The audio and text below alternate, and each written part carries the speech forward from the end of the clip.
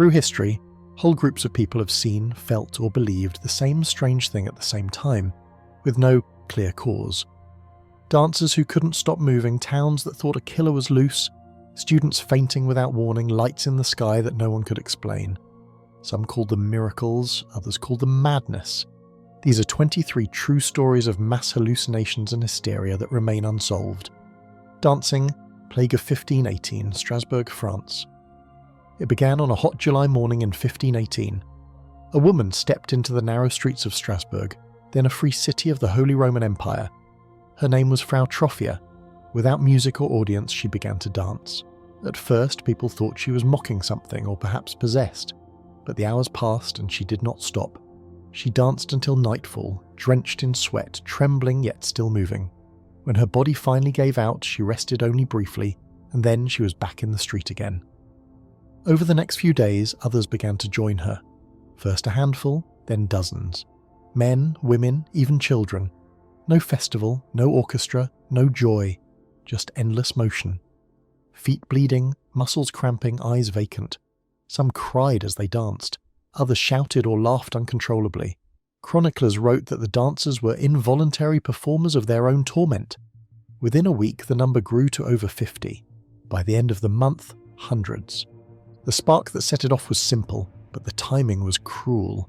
Strasbourg in 1518 was a city under pressure. Harvests had failed. Famine haunted the region. Disease lingered from previous years. Families struggled to feed themselves. Rumours of divine punishment filled sermons and street corners alike. In that world, the boundary between the physical and the spiritual felt thin. Authorities soon realised the situation was out of control. At first, the local council believed the dancers suffered from an overheated blood or a curse that could only be purged through more dancing, so they tried to help them dance it out. They cleared guild halls and markets, hired musicians and drummers to accompany them. But instead of calming the madness, this only made it spread faster. The rhythm grew contagious. People from other streets joined in, drawn by the music and the commotion. Witnesses said the sound of drums echoed for days. The dancing filled public squares, overflowing with bodies jerking and twisting until they collapsed. Some reports claim people died from exhaustion, strokes, or heart failure, but records from the time are inconsistent. No one knows how many actually perished. When the situation worsened, the council reversed course. They banned all music and dancing, closed the halls and forbade gatherings. Physicians could offer no cure. The clergy declared it divine punishment, calling on Saint Vitus, the patron saint of dancers and epileptics. Those afflicted were sent on pilgrimage to his shrine in nearby Saverne, where priests performed rituals meant to cleanse them of the curse. Slowly, over several weeks, the movement faded. The bodies stilled. The streets grew quiet again. But the questions remained. What had possessed so many to move as one? Was it truly madness, or something deeper? To understand, it helps to look at the culture of that time. Europe was a continent obsessed with sin and salvation. Religion wasn't a separate sphere, it shaped how people understood their own bodies. Saints could bless or curse, sickness could be seen as moral failure, and miracles were always possible. Strasbourg itself had a history of dancing manias. Similar outbreaks had struck other parts of Europe, Aachen, Erfurt, and even Basel. People believed that St. Vitus could inflict a dancing plague upon sinners, forcing them to move until they begged for mercy. In that mindset, when one woman began to convulse, it didn't seem impossible that divine wrath had touched the city again. Fear spread faster than any disease. People who saw the dancers felt the weight of guilt, the pull of anxiety, and, perhaps without realizing it, began to mimic what they feared. The rhythm of the crowd became its own kind of infection. Modern researchers have offered many explanations. Some suggest ergot poisoning, grain contaminated with a fungus that produces hallucinations and muscle spasms. It's the same substance that later inspired LSD. But ergot poisoning typically causes violent convulsions, not rhythmic movement, and it rarely spreads by imitation. Others see it as a form of mass psychogenic illness, when intense stress and shared belief cause physical symptoms to ripple through a community. In a time of famine and fear, bodies can mirror the emotions of a crowd. There's also the social dimension. Dancing was both a sin and a release. The church warned against it, yet people used it as a form of rebellion. a pressure valve against poverty and despair? The council's decision to add music to make the dancing official might have turned hysteria into performance, transforming private anguish into public ritual. As the outbreak waned, it left the city shaken. Chronicles written afterward show both fascination and shame. Some writers treated it as a moral lesson, proof of how far humans could fall under divine anger. Others saw it as evidence of the devil's tricks, or as punishment for vanity, but none could explain why it stopped as suddenly as it began. Centuries later, the dancing plague of 1518 still refuses to fit a single frame. It sits somewhere between the spiritual and the psychological, between biology and belief. What began as one woman's strange movement became a city's shared nightmare, a rhythm no one could break. When people read about it today, it seems almost impossible to imagine. Yet the record stands. A summer when hundreds danced without music, without reason, without rest. Their bodies became instruments of something unseen, whether faith, fear, or the sheer force of suggestion. And in the silence that followed, Strasbourg could only wonder what had really taken hold of them that year, when motion itself became the message. Meowing nuns, late medieval convent reports, France. In a secluded convent somewhere in late medieval France, the daily rhythm of prayer, chanting and manual labour carried the sisters through dawn to dusk. These women had taken vows of silence, of poverty, of cloistered life, a life removed from the world. And yet one day, that enclosure would turn into a stage for something entirely unexpected. On what might have been an ordinary morning, one of the nuns let out a sound no one had heard in the chapel before. Instead of the gentle hum of the psalm, the low voice rose into a curiously animal growl, a cat-like meow. She paused, stared at the wall, then repeated it. At first the others looked away, uneasy. Then slowly another nun joined in, then another. Before long, a chorus of meows echoed down the stone corridors. The sisters paused their needlework, abandoned their baskets of laundry and sat in confusion, listening to a chant of feline calls rising from what should have been quiet devotion. The origin of the sound remains obscure. Some chroniclers wrote of a curse, others of demonic visitation, yet none recorded a clear cause. What we do know is that the behaviour spread, not by visible contagion of illness, but by imitation, by solidarity, perhaps by desperation. In the hush of the cloister, the meows became a ritual of their own, as if the sisters had found an animal voice better able to express what their hours of prayer kept quiet. The more they meowed, the more others joined. The walls trembled with the sound of sisters no longer chanting hymns, but uttering feline cries. In time, the convent community, often a small isolated world, found itself out of control. The sound of meowing would last for hours. Neighbours began to worry. Local authorities knocked at the gate. Some attendants reported that the sisters' faces went blank, their eyes distant. Their bodies sat motionless except for the cords of their throats, producing sound after sound. The meow became both symptom and statement. Some nuns refused food, others became withdrawn, pacing the stone floor. The body kept score of what the mind would not speak. In that cloistered world, fear and pressure compressed emotion into unnatural expression. When words could not capture what the strict life demanded, the sound of the cat emerged instead. From our vantage today, scholars treat this as a classic example of what we now call mass psychogenic illness, or mass sociogenic behaviour. In the language of psychology, a group under intense stress, narrow boundaries, rigid rules, and collective identity could erupt into behaviour that has no identifiable organic cause, but that is very real to the participants. In the case of the meowing nuns, the act of meowing may have served as a release, a covert rebellion, an expression of fear or anguish masked as parody of the ordinary. Some researchers highlight the conditions: forced enclosure, social isolation, punishing schedule, restricted outlets for emotion. In such environments, the body becomes the voice of what is held inside. Over time, the pattern moves through the group via observation and suggestion, until the behaviour is less about a single individual and more about the system itself. Despite the strangeness of the sound, the pattern is familiar. One woman starts, others pick up the pattern, the outbreak grows. Because the structure is closed, because authority cannot intervene easily, the behaviour spreads until external pressure breaks it or fatigue sets in. And yet the questions remain. We do not have detailed records of exactly how many sisters meowed for how long and with what consequences. We don't know whether they were punished, exorcised, confined, or rehabilitated.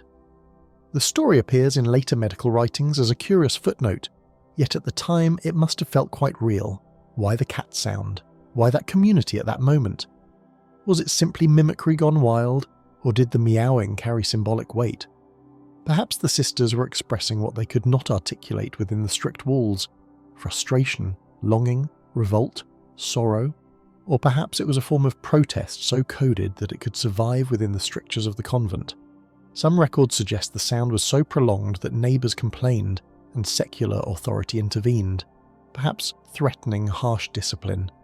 But the sources are murky. What remains is the image, a group of women who should have been silent, singing chants instead filling the air with meows. We must also ask, what does this tell us about how stress, culture and expectation shape behaviour? In a convent where silence is honoured, the meowing may have been a crack in the system, a signal that beneath the robes something else was happening. The voice becomes the body's rebellion. The similarity to other cases of nuns biting, growling or speaking in tongues, phenomena seen in several European convents in the Middle Ages, underlines how institutional settings become sites of psychological pressure and collective fissure. What occurred in that French cloister sits at the intersection of religion, power, gender and mental life, and yet we cannot draw a neat moral or scientific endpoint. The meowing nuns remain a curious footnote in history, a phenomenon that resists full explanation. The documentation is thin. What is recorded is odd, vivid, unsettling, but incomplete. We cannot be sure whether many nuns were involved or just a handful, whether the episode lasted days, weeks or months. We don't know whether any physical harm followed, whether the behaviour scarred lives or simply faded. All we know is that the sound was real, the setting real, the silence broken. When we listen today to the idea of a convent filled with catcalls instead of chants, we may smile at the absurdity, but the underlying story is serious. It reminds us that in extreme situations, human behaviour can shift in ways that escape conventional categories, that the body may take shape of the unsayable, that a voice, even a feline voice, may carry more meaning than words. And in the quiet stillness of that cloister, that voice broke out in meow after meow, leaving behind a question more unsettling than any answer we can offer. Salem Witch Trials, 1692-93, Massachusetts. In the late winter of 1692, the small Puritan settlement of Salem Village in the Massachusetts Bay Colony found itself on the edge of something far larger than witchcraft. Tension lay thick in the air. The old royal charter had been revoked. New governance hung in the balance, recent wars with native tribes still haunted the forests, and neighbour against neighbour quarrels over land and church divided the town from itself. These were pressure cookers ready to burst. On one of those February evenings, two young girls in the household of the local minister began to behave strangely. Their names were Betty Paris and her 11-year-old cousin Abigail Williams. They convulsed, fell into contortions, screamed, threw things, accused invisible forces of tormenting them. The doctor could find no natural cause. Within days, dozens more in various households began to show fits, claims of scratching, of being pricked by pins, of voices they did not own. The trigger was small, but it came at the perfect moment. As the outbreak spread, the village became a hive of suspicion. Spectral evidence, the unseen shape of a person doing harm in spirit form, was allowed in court. Parents, neighbours, even children began naming troubles witchcraft. The Court of Oyer and Terminer was convened. Magistrates hurried. Accusations flooded in, not just from Salem Village, but from widespread towns around it. People fled, hid, or were taken. Records show more than 200 accused. 19 were hanged. One man pressed to death, others died in prison. The map of geography and belief is key. Communities that had long argued over grazing rights or church finance now saw those fights morph into charges of evil. One neighbour's land dispute became another's "witch got me." The frontier wars, the fear of wilderness, even the local children's afflictions all wove into a tapestry, a small village trapped between spiritual warfare and earthly politics. In that setting, the convulsions of children, the accusations of adults, the court's rush for verdicts, all merged into one cascade. To witness one of those fits was to watch a body betray itself. A girl would cry out, "She's pinching me, she's biting me." She would contort, bark, throw herself into a chair, finger-choking motions, limbs jerking. Others would faint or laugh. Their voices turned strange, their eyes wild. The Puritan community said they were under attack by the devil, that witches in league with him tormented innocents. For the afflicted, it may have been something else. Stress, unknown illness, fear turned physical. Their bodies bore the proof the community demanded. The cultural lens here is sharp. Puritan theology held that evil was real, that the wilderness outside was the devil's domain, and that the faithful must guard themselves. Witchcraft, as they perceived it, was not metaphor, it was mortal crime. In their world, spectral evidence and confessions of the devil's pact made sense. Witch hunts in Europe were fading, yet here in New England, the frontier anxiety and religious fervour created a new theatre of panic. Women, children, men, all could be swept up. The theology gave shape to the symptoms, and the symptoms fed the theology. What then of the causes? Theories abound. Some historians point to ergotism, a fungus on rye bread that can cause convulsions and hallucinations. Yet that alone cannot account for the social spread of the phenomena, for the speed, for the courtroom witch hunts. Others highlight childhood hysteria, conversion disorders, psychological reaction to threat, or the strictures of a theocratic society under pressure. Still others see the political fault lines, the church versus the town, Salem village versus Salem town, families versus neighbours. The body kept the score, shakes, tics, fainting. These were physical manifestations of intangible fears. When the court banned spectral evidence in 1693, when the execution stopped, the panic began to subside. But the wounds remained. Families broke. Communities looked back in shame. The records show apologies by ministers, restitution for families, and decades later legislative reversals of convictions. And the unanswered questions linger. What exact trigger caused the first fits? Why the convulsions spread as they did? Why the court acted so fast? And why a small village in that precise moment? In that colony of second-generation settlers, living under the weight of apocalypse theology bordering wilderness and war, caught between church authority and civic tension, the Salem witch trials unfolded not simply as legal proceedings, but as a breakdown of a community's boundaries. Bodies convulsed, neighbours turned accuser, children became instruments of fear, the court became the mechanism of hysteria. Each movement, each shriek, each accusation was a voice in a chorus of panic.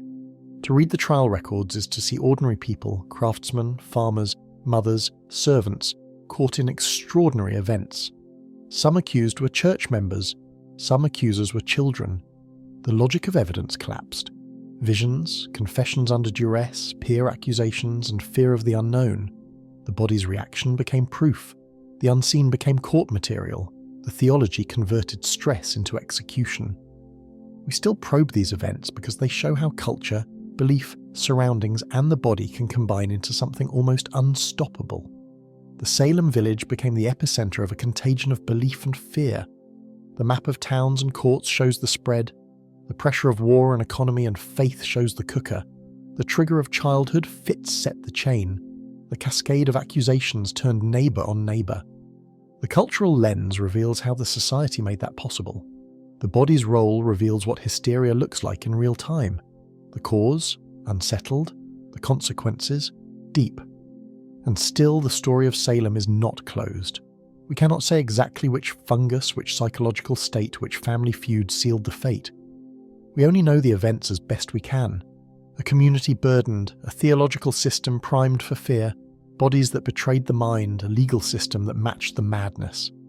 The questions hang in the air just as they did in that spring of 1692. 1909 Jersey Devil sightings, Delaware Valley, USA.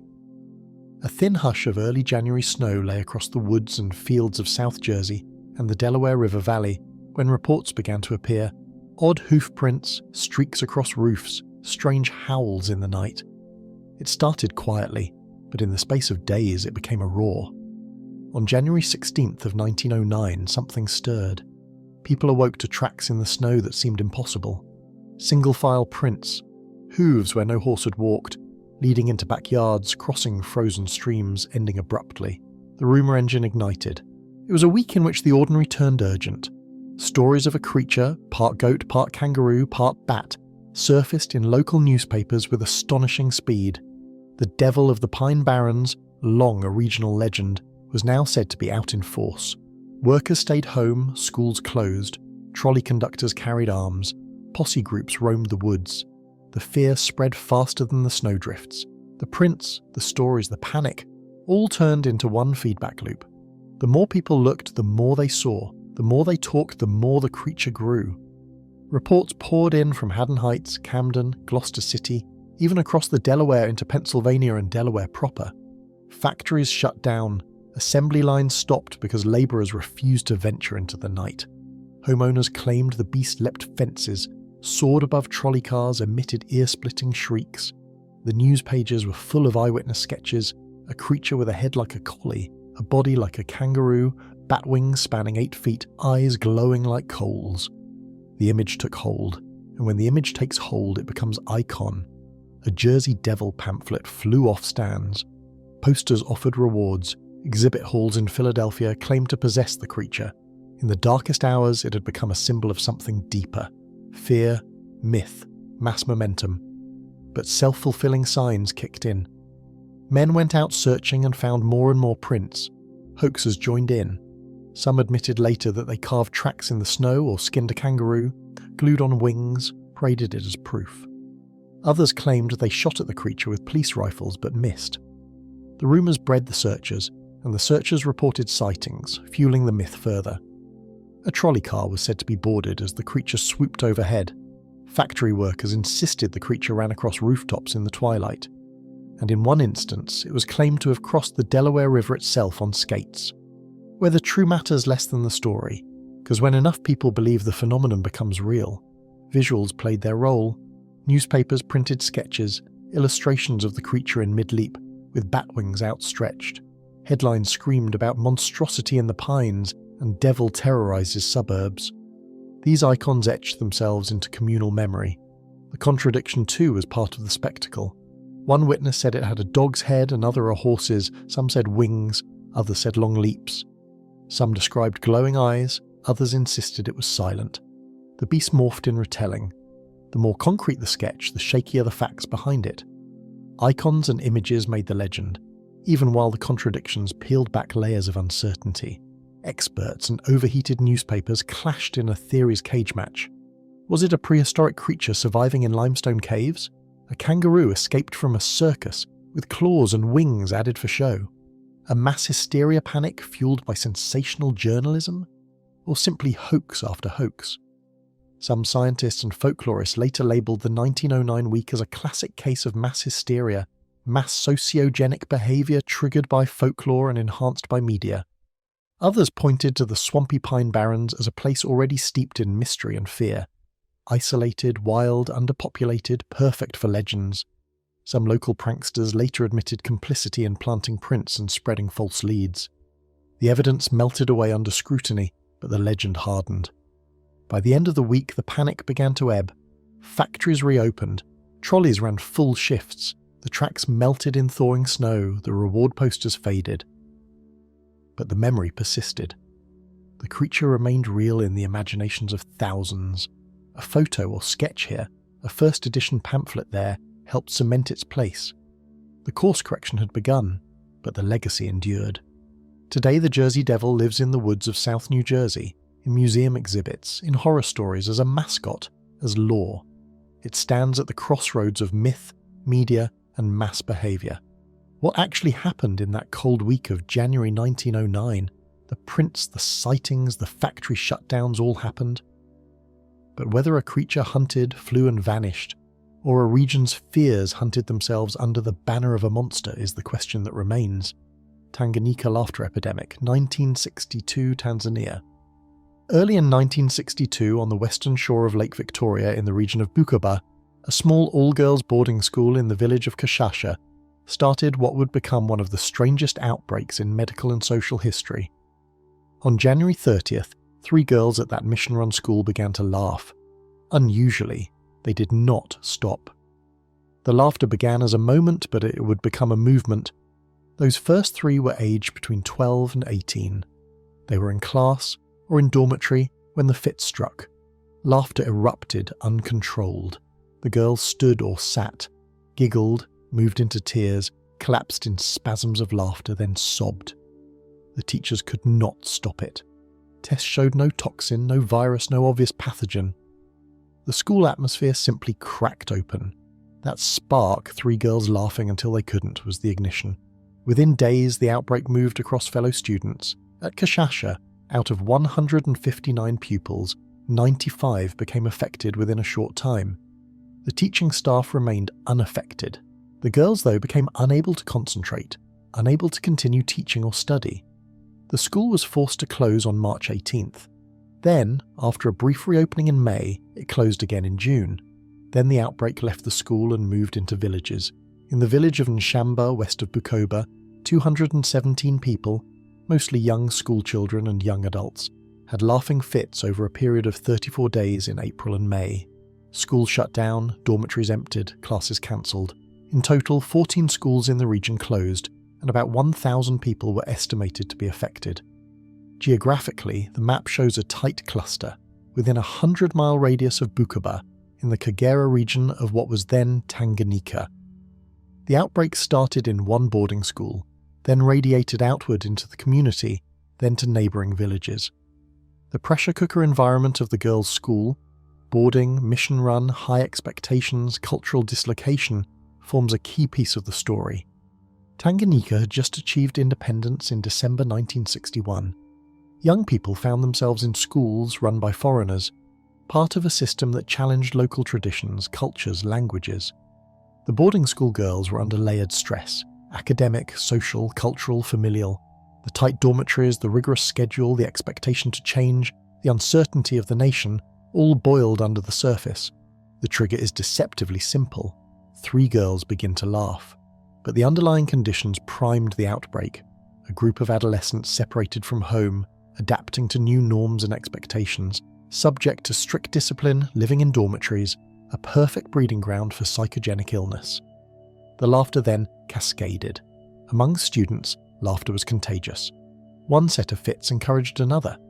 Then when the school closed and children returned to their villages, the behaviour spread farther. In villages, sudden bouts of laughter, fits of crying, breathlessness, rashes, even fainting were recorded. The outbreak thus moved from institution to village, from student to civilian, from school board to regional panic. And the cascade looked like this. The laughter and crying would appear. The girls or children would shake, they would suddenly collapse or report chest pain, restlessness, or fainting. In some cases, the fits lasted hours, in others a few minutes. The laughter would alternate with crying or shouting. Sometimes rashes or respiratory issues were noted. Because the behaviour had no known infectious cause, the community presumed poisoning or curses. Rumours circulated of contaminated food, mass hysteria, witchcraft. The school reopening and subsequent closing demonstrated how once the spark had flashed, containment was almost impossible. When we examine the theories, we see several strong candidates. Most scholars call this a textbook case of mass psychogenic illness, MPI. Symptoms spread through a cohesive group with no organic cause found, fueled by stress and suggestion. The condition is more likely in young people, especially girls, in enclosed groups under pressure, with strong social ties. The mission boarding school fits that profile. Another theory points to the massive cultural and social shift in Tanganyika: independence, new systems of schooling, friction between tradition and modernity. The girls may have been responding unconsciously to forces larger than them. Investigators ruled out toxins. For example, no consistent contamination of food or water was found. So the conclusion: the laughter epidemic is an example of how mind, environment, and culture can create symptoms that appear almost medical. Yet many questions remain. Why laughter, of all expressions? Why did this behaviour target adolescent girls first, and then spread into villages? Why did it last sometimes for hours, sometimes for days, then stop? How did it propagate so well in the absence of an identifiable agent of contagion? Why did the outbreak subside around mid-1963, but not just because of administrative closures? The mechanics of the spread, through observation, imitation, suggestion, are still not fully mapped. The role of culture, of boarding school isolation, of colonial mission systems, of newly independent state anxieties, all play parts but don't yield a single cause. The experience of those involved, the girls who laughed until they cried or collapsed, the schools that shut down, the villages that trembled at the unknown, shows how bodies may act out the unspeakable. When an entire institution becomes the site of contagion of emotion, when laughter becomes an expression of tension, when structure meets stress, then the spark can become wildfire. The maps of schools, dormitories, villages give shape. The pressure of cultural change gives warmth. The trigger of 3 girls laughing gives match to kindling. The cascade of fits and closures shows the spread. The theories show our attempt to understand it. And still we watch. Junebug epidemic, 1962 US textile mill. Something seemed to be biting the workers on the first shift at a southern United States textile mill in June 1962. The factory, filled with humming looms, sewing machines and cloth rolls, had recently expanded. The workforce grown, production was high, pressure was constant. One morning, a woman in the dressmaking section reported a sharp prick, like an insect bite on her arm. She felt lightheaded, dizzy, then rashy. She left work. Her co-workers watched, curious. Soon more women reported similar sensations: itching, numbness in the hands and feet, nausea, dizziness, even vomiting. The word spread.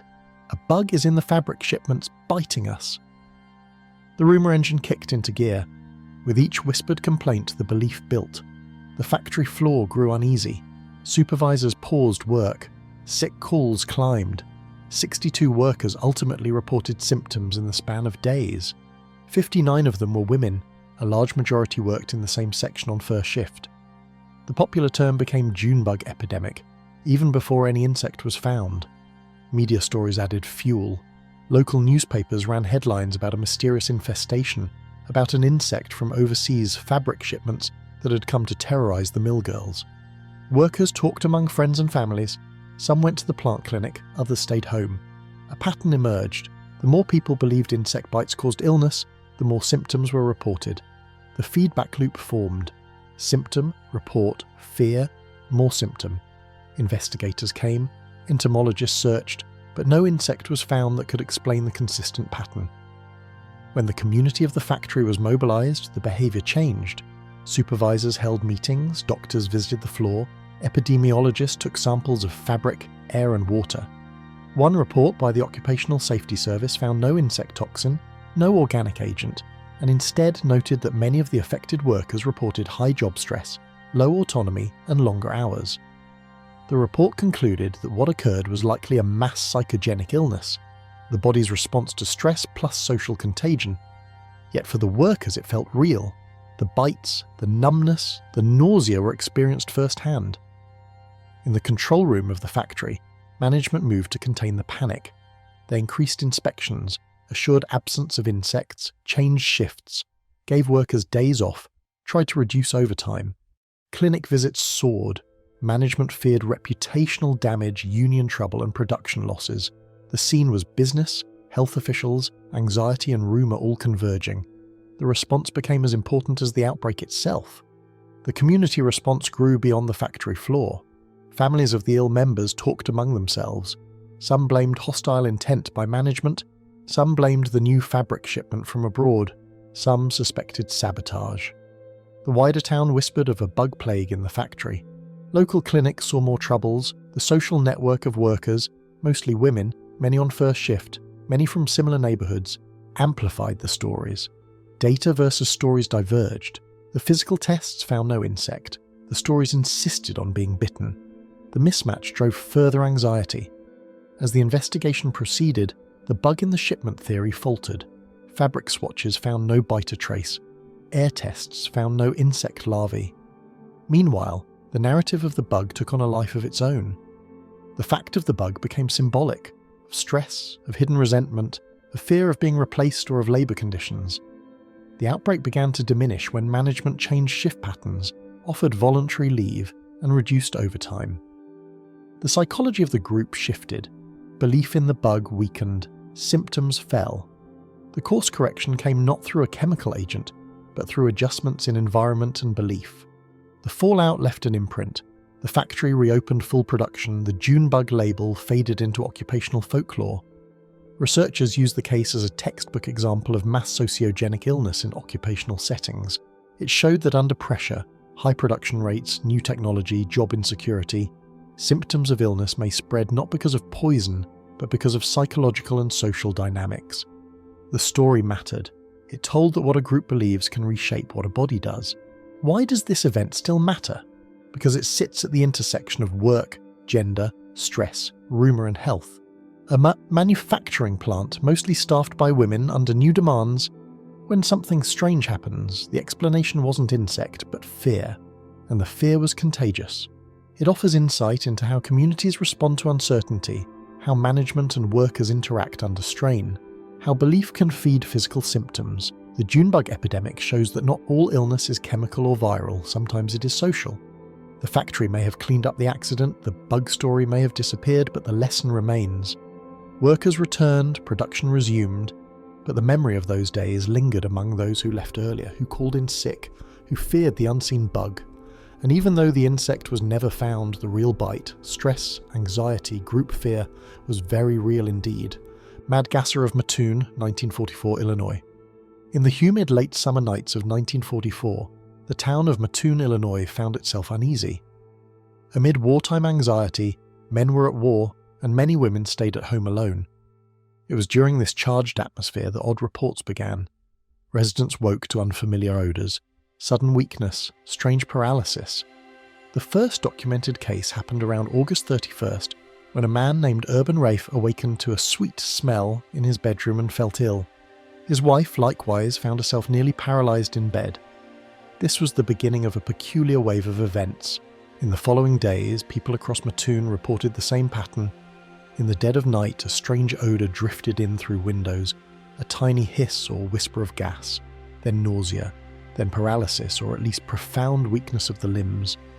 One of the early victims, Mrs. Aline Kearney, said she smelled a strong odour, then lost feeling in her legs and throat. Her husband later claimed to see a tall, thin man dressed in dark clothing outside their window. Witnesses described the prowler variably: a man, a woman disguised as a man, even a figure with a spray gun. The mosaic of testimonies grew. The faint perfume smell, a strange vapour, tingling limbs, a feeling of choking. The media entered the scene fast. Local newspapers ran bold headlines: "Anesthetic prowler on loose, gas fiend of Mattoon strikes again." National outlets picked up the story. Townspeople armed themselves with shotguns. Vigilante patrols roamed the streets at night. Windows were barred. Mothers slept with cradles beside them, readier to sound. The echo of panic built an environment of expectation. If you heard a hiss or smelled an odour, you might be next. Rumour spread. Maybe enemy saboteurs, maybe escaped POWs, maybe some chemical agent. The story amplified and the environment changed. Soon the feedback loop kicked in. One case triggered dozens more. The pattern was consistent. Odour, symptoms, reports, heightened fear. More reports. The police log showed dozens of calls in early September, each describing a similar scenario.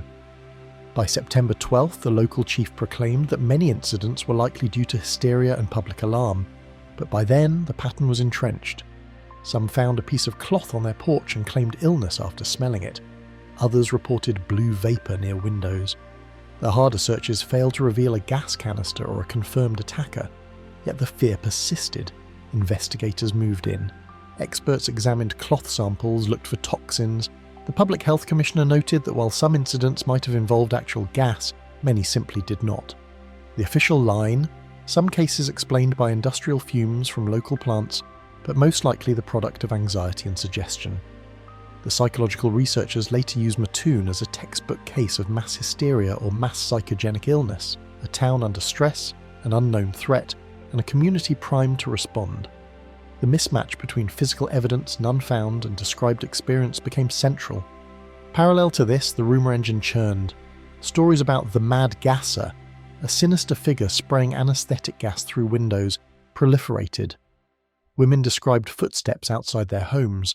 Men reported seeing a figure lurking at the window when they returned. The more people believed, the more the phenomenon grew.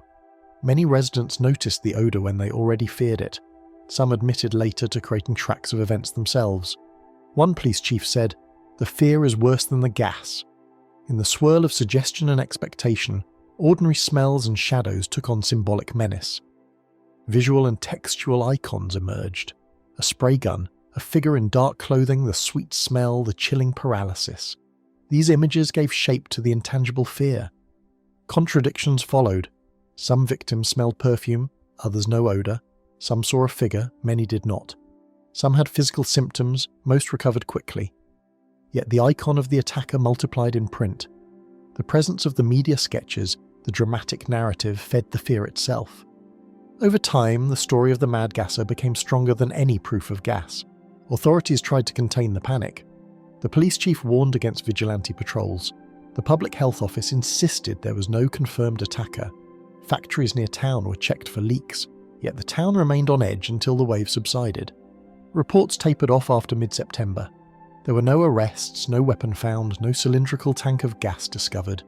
The town gradually returned to normal rhythms, but the memory of nights filled with fear remained.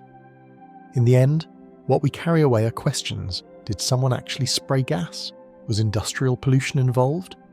Or was the event largely a social contagion, a community-wide manifestation of fear? The consensus among scholars today leans heavily toward the latter. Mattoon was a fertile ground for anxiety, wartime strain, rumour and suggestion. In that context, bodies reported symptoms because the mind expected them. Witnesses identified a prowler because they believed one existed. The story shaped the reality. The case remains a powerful illustration of how fear can spread like a virus, how images and words can create physical responses, and how a town can be gripped by something invisible yet intense. Seattle windshield pitting epidemic, 1954, Washington State. The spring of 1954 in northwestern Washington opened quietly, but soon voices began to rise. In the town of Bellingham, residents noticed small pits and ding marks on their car windshields, things they had likely ignored before. The weather was brightening, people were driving more, and for some, the sight of those tiny pits felt like the world changed overnight. At first, the reports were scattered. A few car owners in Bellingham claimed their windshields had holes like buckshot, or little pits as though sand had blasted the glass. Police initially thought vandals with BB guns were to blame. The rumour engine started buzzing. Someone or something is doing this. Then the story moved faster. Town-to-town reports arrived. Cedro Woolley, Mount Vernon, Anacortes. By early April, the phenomenon reached Seattle, and suddenly what seemed a local oddity became headline news. The reports multiplied, not just of windshields, but of a mystery. What could cause thousands of newly noticed pits to appear? Some blamed sand flea eggs, nuclear fallout, cosmic rays, secret military transmitters. The imagination roared ahead of any proof. The feedback loop locked in quickly. As news stories appeared about windshields being pitted, more people checked their glass, found what they had ignored before, and rang investigators. One day in April, motorists in Seattle began stopping police cars on the street to report damage. Parking lots, factories, car lots, all reported unusual numbers of damaged windshields. One police crime lab sergeant later estimated 5% was vandalism and 95% was public hysteria.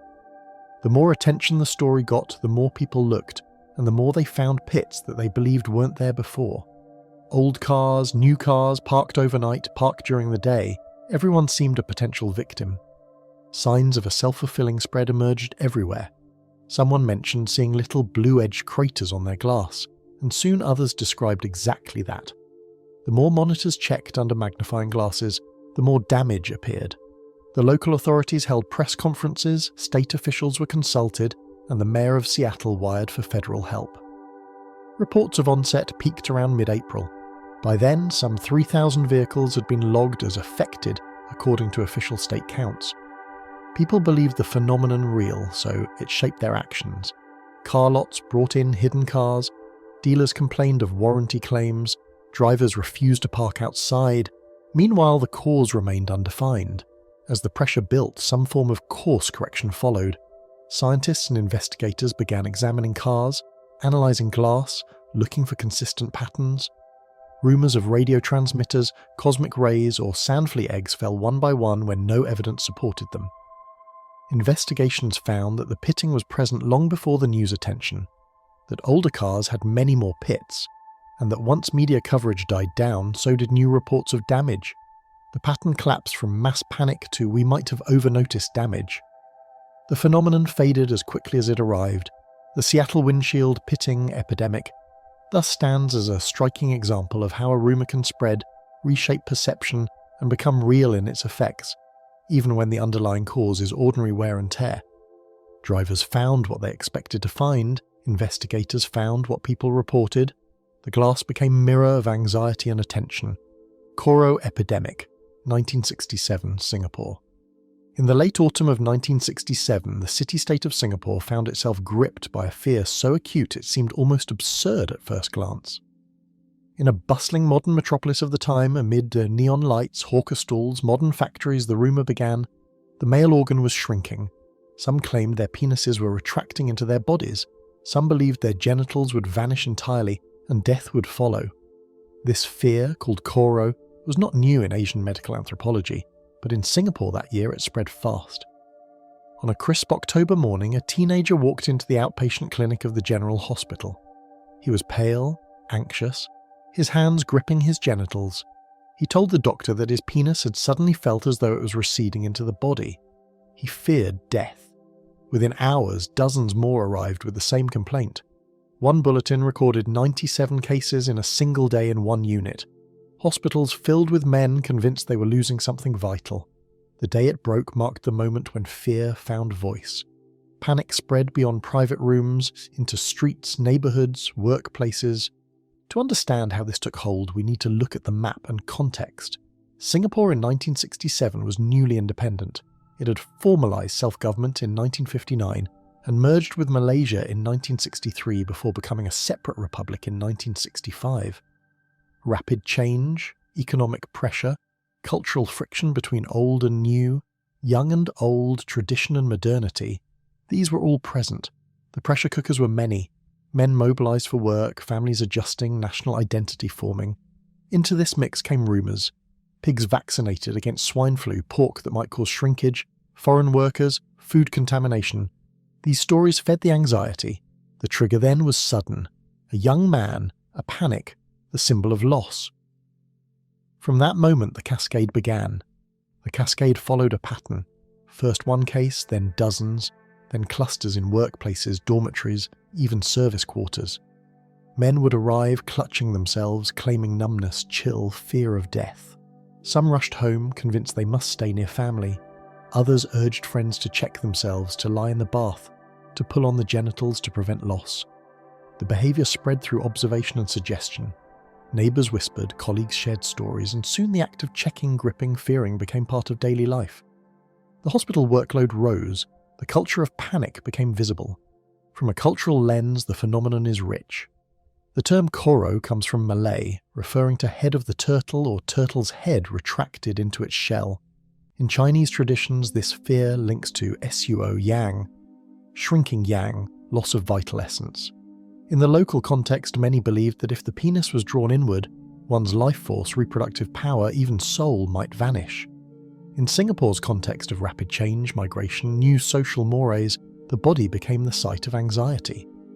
The belief that pork from vaccinated pigs could cause shrinkage reflects how food, health, modern science and tradition collided.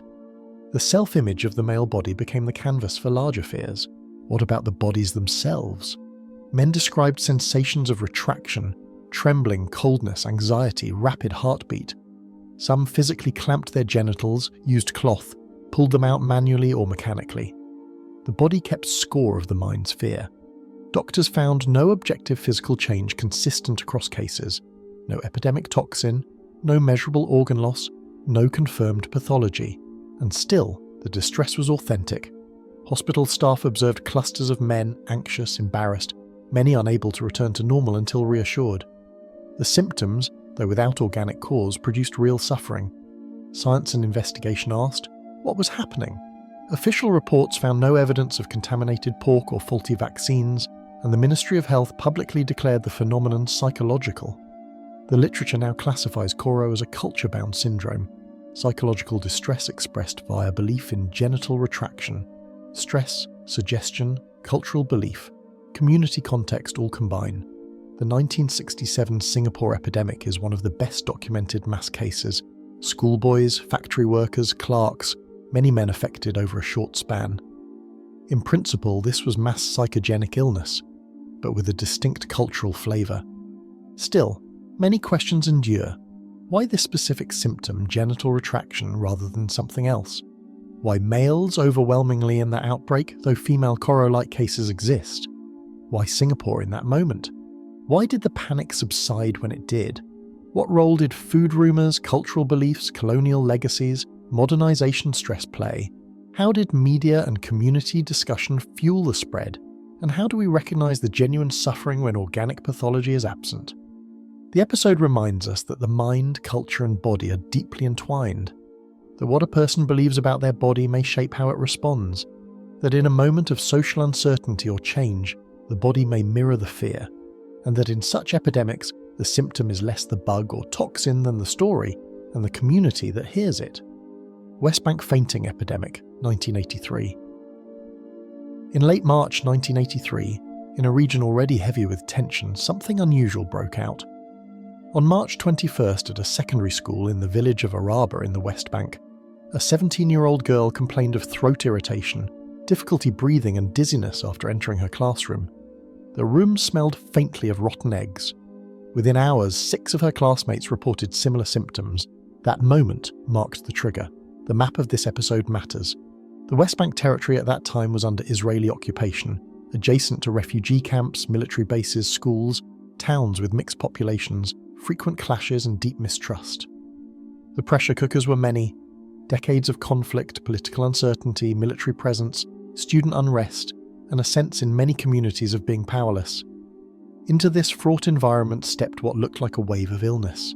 It did not stay in one spot. The cascade rolled out across districts. From Araba, the complaints moved to schools in Jenin on March 26th, then to villages near Tulkarem, then to the Hebron area around April 3rd. Ultimately, around 943 persons, mostly teenage schoolgirls and a smaller number of female Israeli soldiers, were hospitalized. The symptoms ranged: fainting, dizziness, blurred vision, headaches, abdominal pain, weakness, difficulty breathing. According to the health officials, nearly 70% of the patients in the first wave were girls aged 12 to 17. In the control room of health authorities and military administrators, the response was chaotic. Israeli military authorities closed schools in the West Bank. Medical teams rushed in. Environmental investigations were launched. Was it poison? Chemical warfare? Sabotage? Rumours of nerve agents circulated in the newspapers.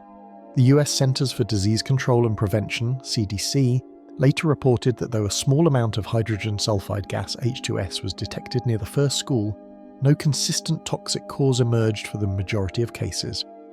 The Health Ministry declared that most of the outbreak was psychogenic in origin, arising from stress and suggestion. Meanwhile, community response spanned accusation, panic and fear. Palestinian leaders accused Israeli settlers and authorities of using poison gas in schools to drive Arabs from the area. Israeli officials alleged radical Palestinian factions were provoking demonstrations through gas attacks. The media played a central role. Headlines raised alarm, printed allegations, and fueled distrust. Among students, the fear was palpable. Attending school became risk. Classmates falling ill triggered alarm. One sick person led to dozens. The stories spread faster than any toxin. As investigations proceeded, the divergence of data versus stories became obvious. The physical tests showed no consistent pathology, no single chemical agent, no common food or water exposure. The syndrome didn't align with known poisonous gas patterns. Yet the stories, the fainting girls, the smell of rotten eggs, the view of a gas cloud or unknown attacker felt real to the communities. The mismatch highlighted that what seemed like an epidemic of illness was in large part an epidemic of belief and fear. Investigators concluded that this was a classic case of mass psychogenic illness, MPI, within a politically charged setting. The fallout reached beyond hospital wards. Schools shut down for days. Families distrusted neighbours. Military checkpoints increased. Accusations flew in the UN corridors. A letter to the UN Security Council claimed chemical warfare against civilians.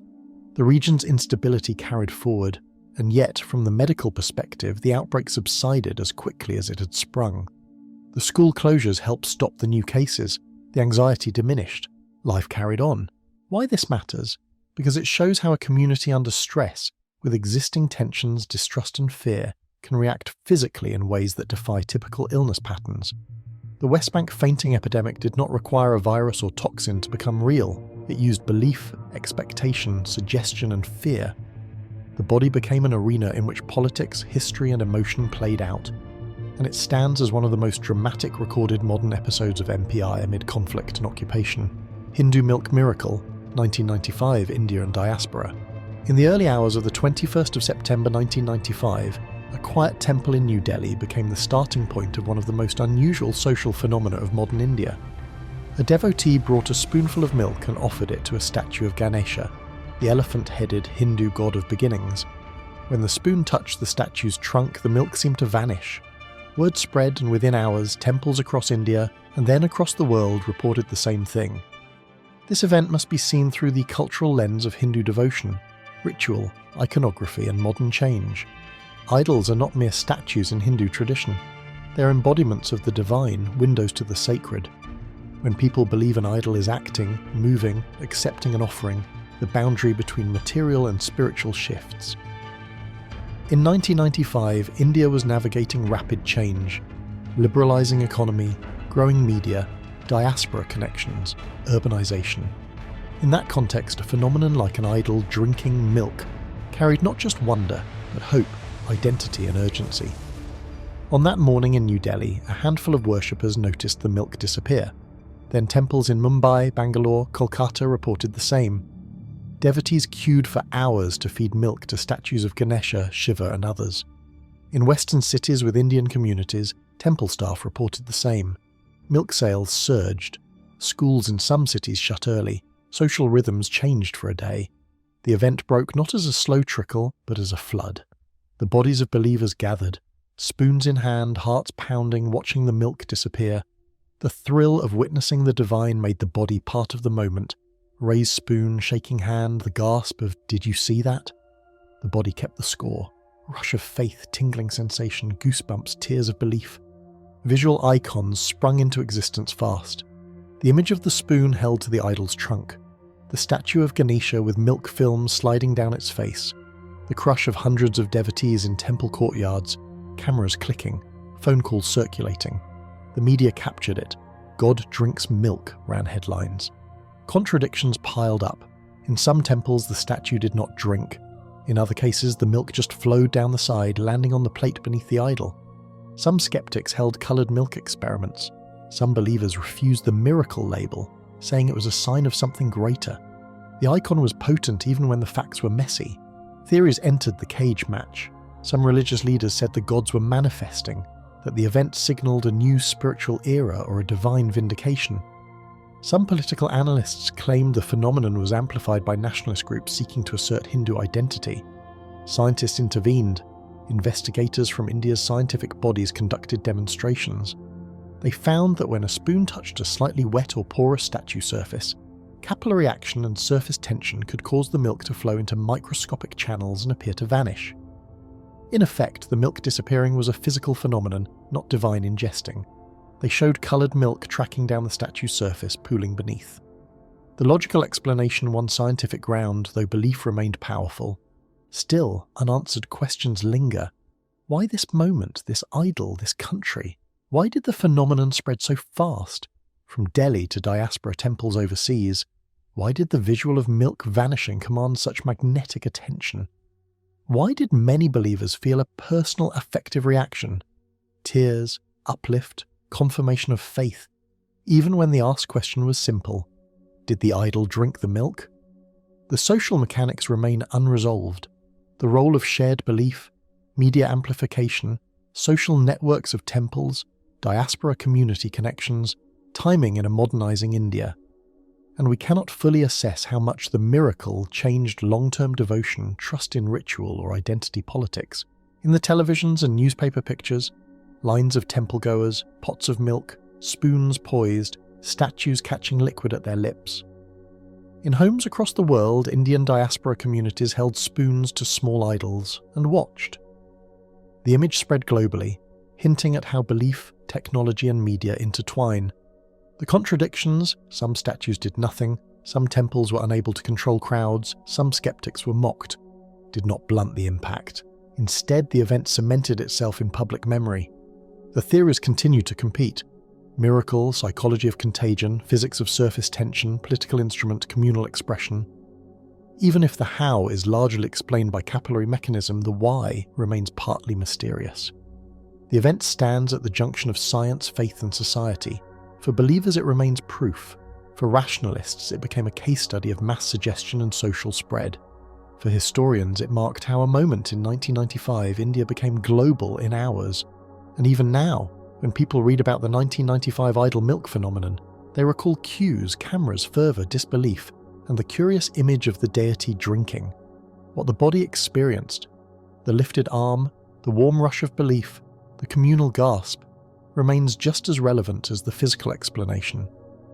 The story of that day shows how a ritual acted as signal, how a society synchronized around a visual, how a belief moved beyond individual to collective. In the swirl of images, the spoonful of milk, the statue's trunk, the rising crowd, what happened in 1995 was more than physics or faith. It was a moment when culture, emotion, belief and perception came together, and for a brief time the idols drank and the world watched. Pokemon Panic, 1997, Japan. On December 16, 1997, just after 6:30 p.m. in Tokyo, millions of children across Japan sat down to watch the 38th episode of the beloved anime Pokemon. The episode, titled Den-no Senshi Porygon, was supposed to be another adventure, but what followed would ripple around the world. As one sequence unfolded on screen, a burst of red and blue flashing lights filled the frame for nearly 4 seconds. That image would become an icon of unexpected contagion. In that moment, the visuals themselves took on power. The screen exploded, quite literally in the frame, with alternating red and blue flashes strobing at an estimated 12 Hz. Some children shielded their eyes, others felt dizzy. Within minutes, many were calling for help, complaining of nausea, headaches, blurred vision. Hospitals reported convulsions. The visuals became the turning point, an image that transmitted beyond narrative into the body. Sketches, screenshots, recollections of that flash became markers. The explosion of light, the trembling children, the ambulances arriving. Yet contradictions appeared almost immediately. Official tallies reported roughly 685 children admitted by ambulance, yet some estimates claim as many as 12,000 children reported milder symptoms in the hours following. Nearly all were young, pre-teens and early teens, yet not all who watched the episode were affected. Many remained perfectly fine. Some had true photosensitive epilepsy, but most had no history of seizures. Was this mass convulsion or mass suggestion? The visual icon was real, the cause uncertain. As the rumour engine turned, news spread fast. Parent in Kyoto heard from friend in Osaka, "My child collapsed after watching Pokemon." Local papers headlined "Cartoon triggers seizures." Some teachers reported dozens of children complaining of headache and eye strain the next day. Parents banned their kids from watching TV. The image circulated, the story amplified. When children saw the media reports and told each other, the phenomenon grew. Some who missed the original broadcast reported symptoms after seeing news footage of the flashing scene. The feedback loop was in motion. The self-fulfilling signs emerged. Once the story was in the headlines, children reported dizziness, nausea, fatigue after watching cartoons with any flashing lights. Teachers found some students pretending or exaggerating symptoms in class. Pediatricians noted that many cases lacked objective seizure or EEG confirmation. Instead, the alert came via phone calls, parent worries, school nurse logs. The belief of exposure seemed enough to trigger the complaint. And as the episode went on hiatus and broadcasters changed standards, new reports dropped sharply. The course correction followed. In the theory's cage match, many explanations entered the ring. One side, genuine photosensitive epileptic seizures triggered by the rapid flashing image. Research confirmed that some children did experience true seizures. The Ministry of Health in Japan later confirmed that Among admitted cases, a minority had classic epileptic convulsions. On the other side, mass psychogenic illness, where fear, belief, suggestion and observation combined to produce real symptoms. One study found that among those who visited doctors, many had no prior epilepsy and many would never have further seizures. A hybrid view emerged. The light burst triggered actual seizures in a few and a mass psychosomatic reaction in many others.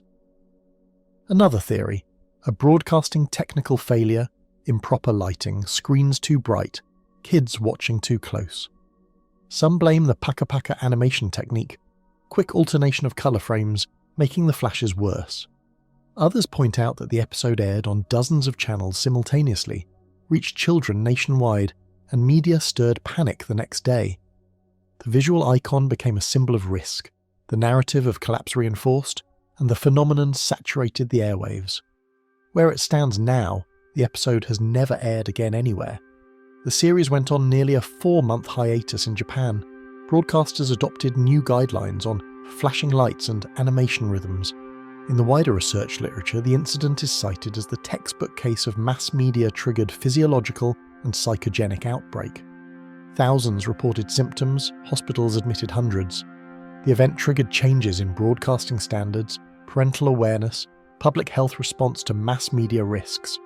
Children's bodies became the site of both image and suggestion. The rising figure of Pikachu, the explosion of missiles in a virtual world, the red-blue flash shimmering across screens. Those visuals entered living rooms and rewrote expectation. The rumour that Pokémon could literally make kids sick spread, and the behaviour followed.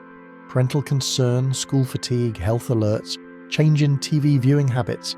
The icon existed, the body reacted, the belief took hold. The contrasts remain: a real flash, a real hospital rush, but also a large overlaid layer of belief and contagion. The cause is twofold. The visuals triggered provocable seizures. The media and peer network triggered mass reaction. The system corrected. Broadcasters imposed filters, parents got warnings, studios adjusted animation techniques. When someone recalls that evening of December 16, 1997, and remembers children clutching their eyes, parents rushing to hospital, screens blanking out the next night, we are seeing more than a cartoon glitch. We are seeing how image, body and belief can combine. The episode of Pokémon left marks not just on screens, but on policy, research and collective memory. Malaysia factory possession outbreaks, 1970s to 80s. In the early 1970s, in the free trade zones of Peninsular Malaysia, young women from rural villages began streaming into new export-oriented factories. Cloth mills, electronics plants, assembly lines staffed by dozens of young Malay women. The machines hummed, the air was new and altered. Into that world something unexpected entered, episodes of spirit possession on the shop floor. The cultural lens is key. These women came from kampung backgrounds where tradition, village society and Malay Islamic practice held sway. Pilgrimages, local bomo, spiritual healers, belief in jinn and spirits were part of the cultural terrain. Then they entered factories with foreign supervisors, strict shift schedules, performance quotas, boarding dormitories and live away from extended family. The collision of culture and capitalism created tension. One night shift electronics plant noted that several girls began acting strangely, trembling, sobbing, screaming names of spirits, some running out of the factory, unable to work. This was the day it broke. The body kept the score. At one plant, for example, girls on the assembly line began to shout and run toward a window, claiming a spirit was inside the machine. Others convulsed in their seats. Supervisors found one young woman standing in the middle of the floor, eyes rolling upward, arms flung wide. Another fell into a trance and refused to move until a BOMO was brought. Management shut the line. Production halted. The pattern repeated in several factories in the late 70s and early 80s. The possession outbreak hit a cluster of women, then spread through the dormitory, then into the shiftmate group. Clinics were called, management puzzled, local healers flown in. Management, the control room of the factory system, responded awkwardly. Foreign supervisors dismissed it as prank or sabotage. Local Malaysian personnel tried to reconcile belief and discipline. Some factories invited BOMOs to perform rituals, sacrificed cockerels in the parking lot, sprinkled holy water in the factory floor offices. In one case, a Japanese electronics firm brought in a religious specialist at the request of Malay management. Production resumed only after ritual cleansing. Meanwhile, the staffing was disrupted, absenteeism spiked, production quotas missed. Management pressed for output, women pressed by cultural personal expectations. The stress grew. The community responded in different ways. Some workers believed they were under attack by spirits, some feared guardian spirits of the kampung had followed them to the factory, some suspected exploitation or discrimination by supervisors.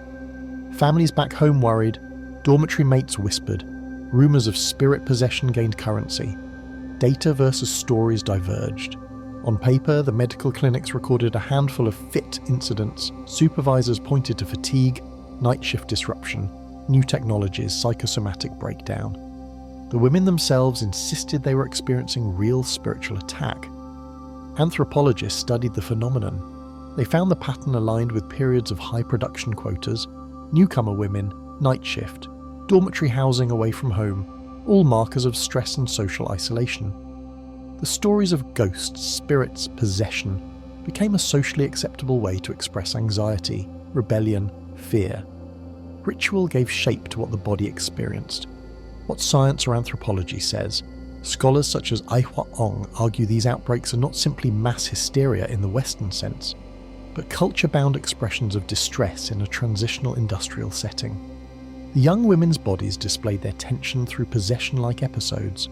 Management tried tranquilizers, isolation, dormitory transfers, but the root lay deeper, the shift from rural to industrial life, from family networks to dormitories, from informal to formal time discipline. Ritual specialists often resolved individual cases. The phenomenon diminished after the early 1980s as factory conditions changed, shifts altered, dormitories closed or improved, and less newcomer rural women entered night shifts. And yet many questions remain. Why did it hit young women more than men? Why did the possession narrative appeal so strongly rather than other illness narratives? Was it simply symbolic of protest against the grueling labour conditions, or a spiritual crisis triggered by modernisation? How much did migrant dormitory life, unfamiliar supervisors, mixed ethnic teams and moral anxieties matter? Factory records seldom labelled the episodes as possession. They labelled illness, absenteeism, disturbance. The voices of women themselves in dormitories and villages spoke of fear of spirits, fear of being taken over, fear of disgrace and exclusion. The medical and industrial frameworks struggled to interpret these experiences. In the factory campus photographs and boards, one sees rows of lines, machines, night shift lights, dormitory blocks, the young Malay women in uniforms or smocks supervising Asian expatriates. One sees the icon of possession, the woman overcome, others staring, factory line halted. The contradiction is stark. A modern factory meant to produce electronics staffed by young women in Malaysia, disrupted by something old and spiritual. The theories clash: capitalist exploitation versus spirit attack, psychosocial stress versus supernatural agency. In the end, the place where belief, body and production meet is messy. Though these possession outbreaks are less common now, they stand as testimony to what happens when global capital, local culture and individual bodies intersect. The young woman walking from her village into a dormitory, then to a night shift, building electronics for export, her body leaving the rhythms of village life for factory time, then the scream, the spirit claim, the ritual, the production line halted. The event has meaning on multiple levels: labour history, gender studies, religious anthropology, occupational health. Even today, scholars ask, how many other unexplained workplace breakdowns are the same phenomenon under other names? What are the preventive measures? How might management, culture and health systems respond differently? In quiet factory meeting rooms and dormitory corridors, the memory of those days lingers, not as a wild spiritual outbreak alone, but as a moment when modernity pressed against tradition and young women's bodies refused silent compliance. The episode speaks of change, of fear, of control and of meaning. Leroy, New York tick outbreak, 2011-12. A quiet morning in the fall of 2011 in this small upstate town, and the first hint emerged. A teenage girl at the local high school found herself shaking. Her face jerked, her voice stuttered, her body moved in ways she could not control. Then another girl followed, and still more. At the start it looked like isolated neurology cases, but soon the mosaic of witnesses exploded. Teachers at Leroy Junior Senior High School saw students twitch in class, drop their heads, throw their arms. Parents watched videos on their phones of daughters with tics. Strange, sudden, dramatic.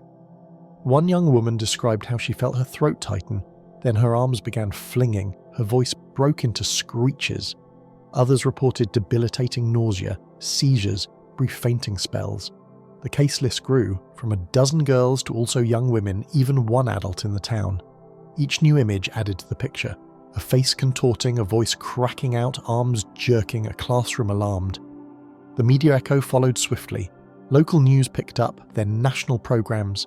Headlines read, "Mystery illness in Leroy High, teen tics spread in upstate NY." On January 30th, 2012, two of the students appeared on a national TV show, showing their tics live. Social media clips of the movement circulated. As the cameras zoomed in, the community realigned. The more people watched, the more people noticed. Parents called clinics, neighbours scanned their basements for chemicals. The echo amplified the mosaic of symptoms. The uploading of videos fed the fear, the viewing of images added to what people began to feel in their own bodies. Meanwhile, in the control room of the investigation, school administrators, county health officials, the New York State Department of Health, the pressure mounted. Investigators tested the water, the air, the soil. They looked at pesticides, solvents, old industrial sites near town. They interviewed students about exposures, doctors about history, parents about stress. On January 31st, 2012, the State Department released a summary stating that they did not find a single confirmed environmental toxin or infectious agent linking all the patients. Their working diagnosis, a conversion disorder or mass psychogenic illness.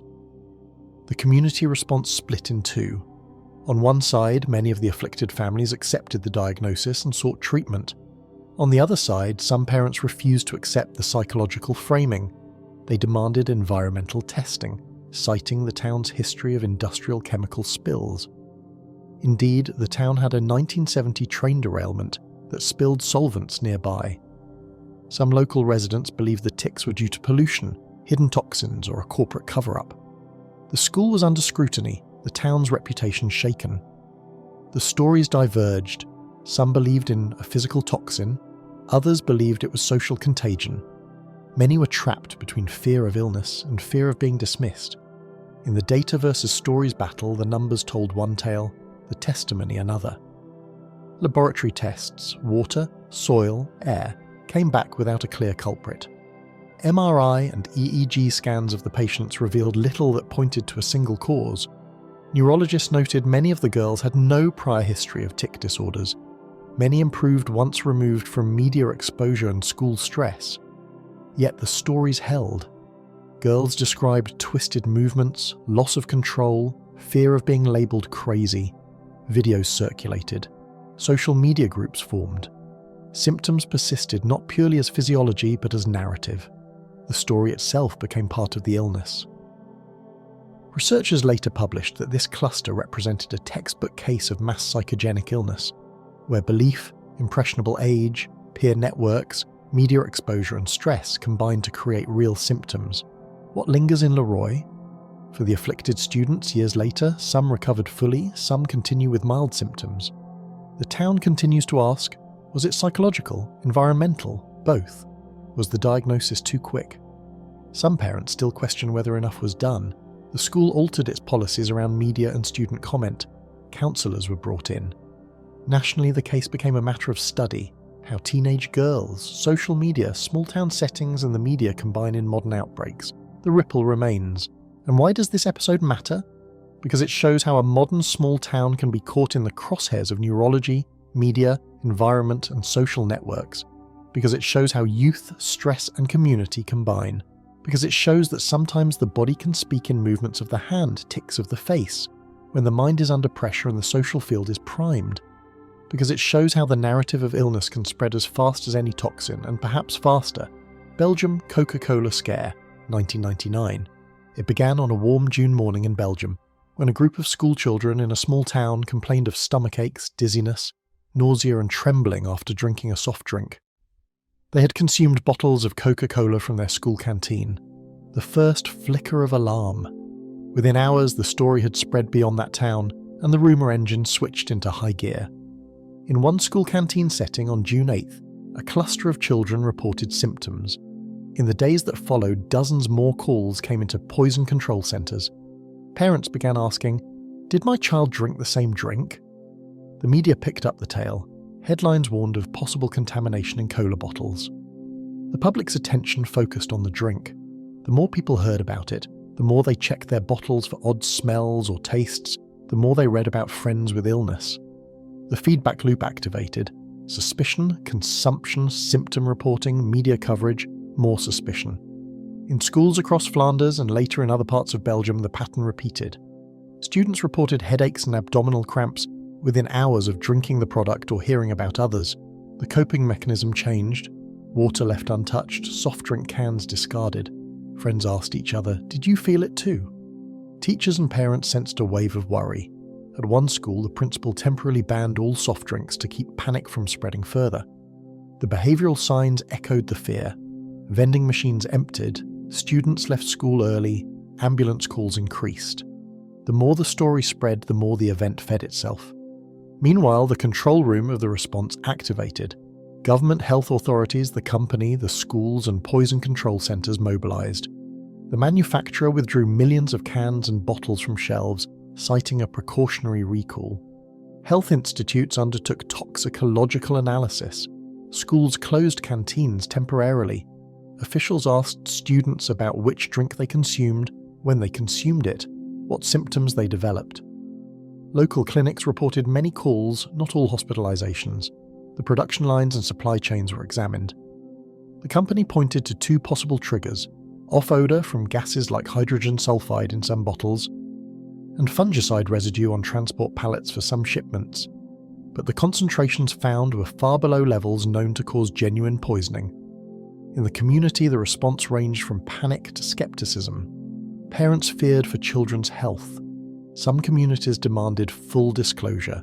School administrators had to reassure students. Teachers struggled when multiple children reported illness in a single class.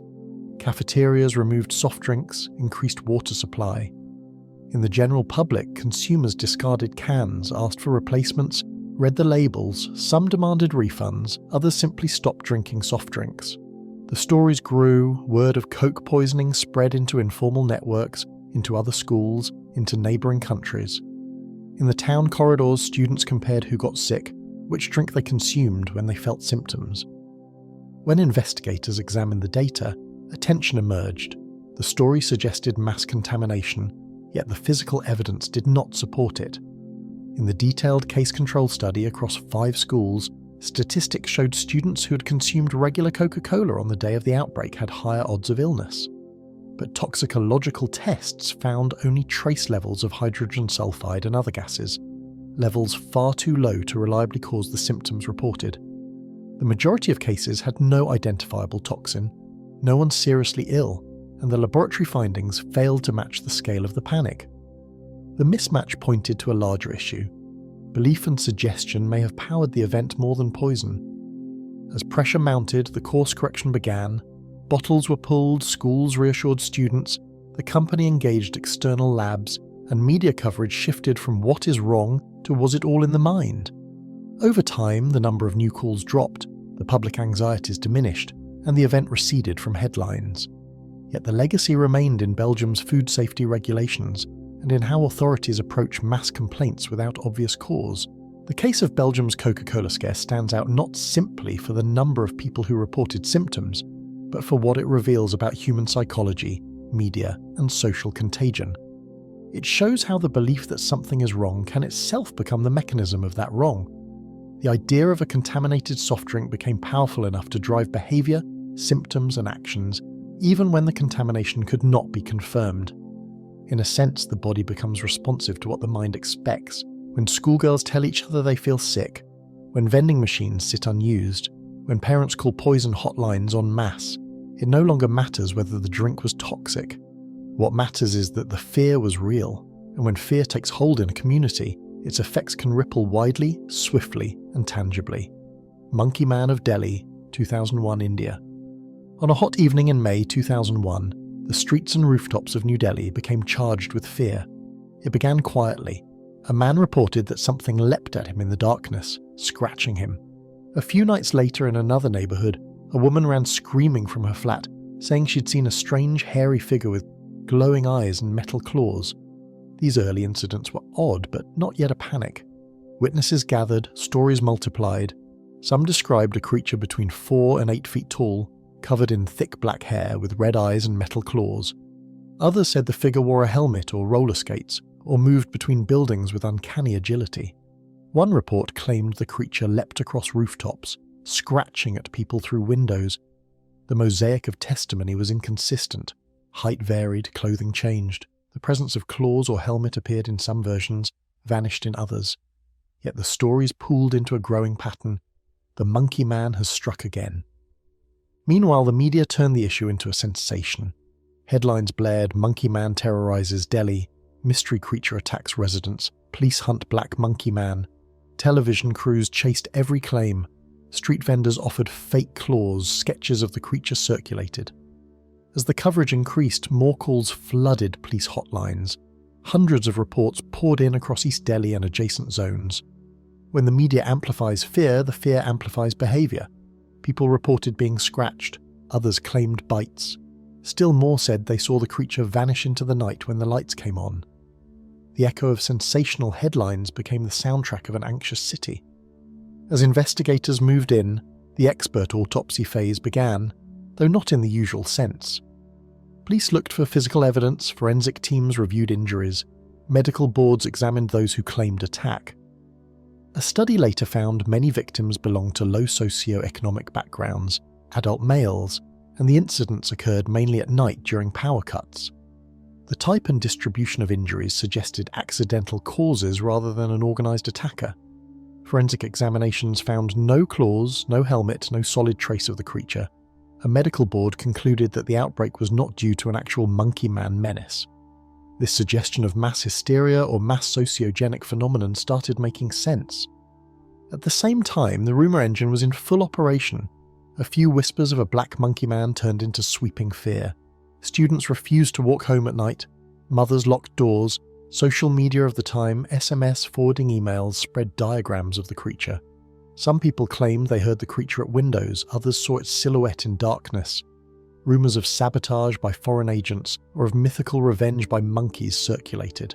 As people shared stories, each retelling added more detail. The feedback loop formed. Witness, media report, more fear, more witness calls, more media focus. Signs of self-fulfilling behaviour emerged. When dozens of calls flooded police hotlines in a short span, investigation units turned up to neighbourhoods. Lights were switched on, patrols increased, and people's eyes were tuned for anything unusual. Some scratches ended up being cat claws, others minor accidents from rooftop falls. But once the idea of the creature planted itself, ordinary events became charged. A mosquito bite, a scratch from a rooftop railing, a stumble on a dark corridor, all potentially monkey man incidents. The more attention, the more reports, the more fear. Then the city started to adapt. Flat dwellers moved furniture away from windows, factory workers refused night shifts, neighbourhood groups formed watch patrols. The course correction began when authorities and media shifted tone from "monster on loose" to "we believe no creature yet found." Behind the scenes, the control and community response unfolded. The Delhi police offered a reward for the creature's capture, formed search teams, and put up artist sketches around the city. Friends and families of alleged victims gathered for support. Clinics reported cases of panic and anxiety. In the data versus stories conflict, the number of reported attacks, nearly 400 police calls in 2 weeks, contrasted sharply with the lack of physical proof of the attacker. Medical boards found many victims had no real injuries consistent with large claws. Some injuries were self-inflicted or accidental. The narrative of Monkey Man took the shape of collective fear rather than detective certainty. As the weeks passed, the panic gradually subsided. Reports dwindled, the sketches remained in newspaper archives, and the city returned to nighttime routines. Even so, the event left behind questions. Why this moment? Why this creature? Why New Delhi and this summer? Some scholars point to the backdrop, Overcrowded rooftops, frequent power cuts, anxiety about urban change, monkeys already part of city life, belief in spirits and monsters embedded in local culture. In that charged atmosphere, the idea of a half-monkey, half-man creature attacking in the night found fertile ground. Today, the Monkey Man of Delhi stands as a classic case of urban legend meets social contagion. Its legend persists in films, comics, and popular memory. Even though no physical creature was ever verified, the effects were real: anxieties, injuries from falls, neighbourhood fear, economic disruption as people refused to go out at night. The legacy of that spring summer in 2001 reminds us how belief can spread faster than proof, and how fear, once unleashed, can take a form of its own. Mothman Flap, 1966-67, West Virginia. In the autumn twilight of November 1966, a small town on the banks of the Ohio River was about to become the stage for something curious and unsettling. In the region of Point Pleasant, West Virginia, a handful of locals reported seeing a large winged creature, an apparition that would soon draw national attention, folklore, and fear. It was a moment when ordinary lives intersected with the extraordinary, and the boundaries between observation, belief, and panic blurred. The culture of the region provided the lens. Point Pleasant and its surroundings held the weight of industrial change, the echoes of wartime munitions plants, and the long traditions of Appalachian folklore. The abandoned TNT area, a remnant of World War II manufacturing, sat nearby. Local people knew the rhythms of the woods, rivers, and night. Into that setting came the claim: a creature, human-sized with huge wings, red glowing eyes stalking the edges of habitat and road. On November 15th, 1966, two young couples, Roger and Linda Scarberry and Steve and Mary Millette, drove past the old TNT plant and claimed just that: man-sized bird, creature, something. Their story was the spark. What happened next gave shape to the event. Over the next weeks and months, dozens of people across Mason County reported similar sightings. One firefighter claimed he saw a creature with red eyes flying near the water tower. Others described roofs scratched, dogs howling, telephone calls at odd hours. Reports clustered: the same tall, roughly 2-meter figure, huge wings, red reflective eyes, darting flights. The body keeps the score of fear. Witnesses described trembling adrenaline rush, a sense of being watched. Some refused to drive at night. Some installed spotlights. Others spoke in hushed voices about the man-moth that followed them. In images and icons, the Mothman shows strong form.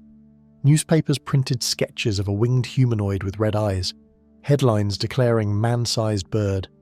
The image stirred imagination. A later 12-foot statue was built in Point Pleasant. An annual festival sprang up. But contradictions mounted. Some saw the creature standing, some saw it flying. The wingspan varied. Some described a helmet-like head, others a bird's head. Some injuries were claimed. Most scars were from anxiety, not claws. One wildlife biologist noted that many descriptions fit a large sandhill crane, or a heron with red eye-ring returning out of range. The icon was compelling. The facts did not always align. When science intervened, the cage match of theories began. On one side, believers insisted the creature was real, some kind of unknown species or a paranormal harbinger. The collapse of the nearby Silver Bridge collapse in December 1967, 46 lives lost when the bridge span failed, added a mythic dimension. Some claimed Mothman sightings preceded the disaster and served as warning. On the other side, researchers and skeptics offered simpler explanations: misidentified birds, illusions caused by lights and binoculars, social contagion of storytelling. The mismatch between vivid testimony and scarce physical evidence leaned skeptics' way. Wildlife professors pointed to sandhill cranes and barred owls. Folklore scholars pointed to shared anxiety and the power of local legend to amplify minimal events. What remains is unresolved. Did the Mothman exist as a creature? Did a handful of sightings draw in dozens by the power of story and fear? Or was there a real animal misseen repeatedly under stress and darkness? The collapse of the Silver Bridge happened shortly after the peak of sightings, but no direct causal link is verifiable. The region still celebrates Mothman. Tourism draws on the legend. Books, movies, festivals keep the icon alive. Yet the matter of fact, who, what, when, why, is still open. Witnesses recalled nights where headlights caught great wings. Fathers described mothers refusing to walk the dog. Teenagers spun tales in local diners. The body's reaction, fear, twitching flight, adrenaline, became part of the event, and the visual of a man-sized creature with wings became part of local identity. The contradiction between strong belief and weak proof doesn't diminish the experience. It highlights how communities in transition, rural, industrial, frontier adjacent, can transform ordinary fear into extraordinary legends. When the Mothman flew into the story of Point Pleasant, it left behind something more than anecdote. It left a mirror of how humans process the unknown. In a place facing economic change, environmental legacy, and shifting social identity, the idea of a creature at the margins fit a deeper narrative. The object seen may have been a crane, a misread shadow, or something else. The object felt for many like a sign, and in the end, whether the Mothman prowled the woods or prowled the minds of a town, the effect was real. Fear, story, icon, community memory. Angel of Mons, 1914 Bobby W. In late August 1914, a small British Army Corps found itself fighting on enemy ground near Mons in Belgium. The soldiers were young, exhausted, unfamiliar with the scale of the war ahead. And amid the noise of rifle fire, artillery and retreat, something unusual began to circulate. Reports emerged of ghostly figures, angelic warriors, longbow archers from a past age, appearing overhead or between the lines, protecting the British troops from the advancing German army. It was a moment when frontline trauma and myth merged. The cultural lens makes this event more than just a wartime oddity. In the early days of the war, Britain was reeling. The heroism of the expeditionary force, the shock of modern industrial slaughter, the hope of divine favour. In British popular belief, the idea that God, or angels, would intervene in favour of the just side held currency. In the countryside, sermons spoke of St. George, of righteous armies, of sacrifice. Into this charged setting, the idea of the Angels of Mons found fertile ground. The notion of divine protection suited troops tired, outnumbered, facing a mechanised enemy across open fields. Then the day it broke. The Battle of Mons took place on the 23rd of August 1914, when the British Expeditionary Force faced overwhelming German numbers. The retreat that followed was dramatic. Some soldiers later claimed that as they withdrew, they felt protected. Some said they saw in the dusk shapes with bows, transparent yet powerful, moving among the German cavalry and causing confusion. One story held that angels rode alongside archers of Agincourt, appearing at the moment the soldiers fired their last rounds and then vanished. These accounts were seldom immediate. They surfaced days, weeks later. What we have is the body keeping the score. Soldiers with adrenaline high, fatigue deep, fear unrelenting, later recalled visions of light figures, calm amidst chaos. As the rumour engine turned, the stories multiplied. In September and October 1914, newspapers, parish magazines, soldiers on leave told tales of the Angel of Mons. The story reached spiritualist journals. The original spark may have been fiction. On the 29th of September 1914, writer Arthur Machen published a short story titled The Bowman in the Evening News, describing phantom English archers aiding the British at Mons. Many readers took it as fact. Over time, the feedback loop fed on itself. Story, testimony, publication, more testimony. As the myth grew, more soldiers were asked about it, more believed they had seen it, more wrote it down. Every campfire and parlour became ground for I saw the angel stories. Signs of self-fulfilling belief emerged. The more soldiers heard about the Angels of Mons, the more they reported witnessing something. Some diaries were written under suggestion. Some chaplains recorded reports by soldiers who were already aware of the legend. Hospitals treating shell shock or combat exhaustion noted that soldiers prone to hallucinations or dreams sometimes referenced angels or protective beings. The rumour's reach widened. Religious texts, Protestant hymns, memorials began to reference angelic intervention. Meanwhile, the myth became propaganda. It bolstered morale, gave meaning to retreat, served as a symbol of divine conviction. The course correction? Over the years, historians and psychologists began to ask deeper questions. Was this angelic vision genuine? Or was it the product of war, exhaustion and rumour? When science and historical research looked closely, the what happened side changed. investigators found little credible first-hand testimony from August 1914 that firmly described angelic beings. Many of the stories emerged months later. Many accounts accessed by the spiritualist press were second-hand. The Welsh author Machen publicly stated his story was fiction, but the belief that followed was not. Folklore scholars point out the myth may have been amplified by British morale efforts, by chaplains and propaganda. The idea of angels protected troops made a potent narrative. Researchers argue that combat stress, sleep deprivation, trauma hallucinations, coupled with the retelling of Machen's fiction, generated a pool of testimony that fed on itself. The science of psychology suggests that in extreme stress, perception and memory shift. Men can see what their minds expect or need to see, and still the legend persists unresolved. Did divine beings protect the British at Mons? There is no firm evidence, no credible archive of the event in the immediate aftermath. The priestly soldier stories flood in later. The archives are thin on original documentation. We cannot pin down which testimonies were genuine, which were shaped by story. The myth stands because belief held more weight than proof. The question lingers. When a community is under self-doubt and facing catastrophe, can a myth arise that becomes fact in their collective memory? Because in that echo of August 1914, at Mons, the soldiers facing a mechanized enemy, the bodies under fire, and the minds under stress believed they saw more than man and gun. They believed they were watched over. This belief converted into story, became myth, fed on itself, shaped memory and commemoration. The legend of the Angels of Mons lives on, not only in books and memorials, but in how societies facing stress invent protection, find meaning and retell visions until they become truth. The Warminster Thing, 1964 to 1966 England. On Christmas morning, December 25th, 1964, the sleepy market town of Warminster in Wiltshire awoke to something unexpected. A local resident reported hearing a sharp, thunder-like noise, as though a large chimney stack had ripped off from a building. That single moment was the spark of a wave of reports. Booms, vibrations, lights in the sky, strange hums that would sweep the town for months. At first the incidents were subtle. A house rattled, a dog barked, a shaft of light in the sky. Then they multiplied. Drivers on the A350 reported bright lights hovering near the old RAF training area.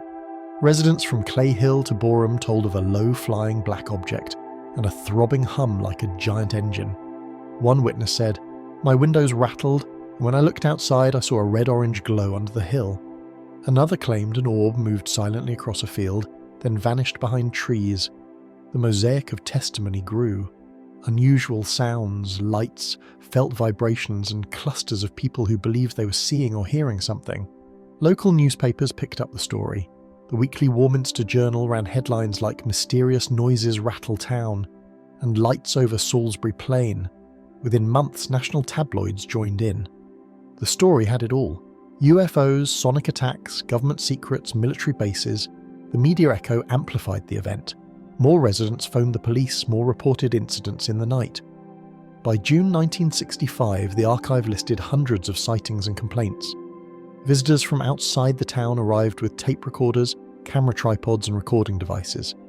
The media attention turned a quiet rural spot into a hotspot for unexplained happenings. Experts were drawn in. Military personnel, civil aviation authorities and journalists investigated.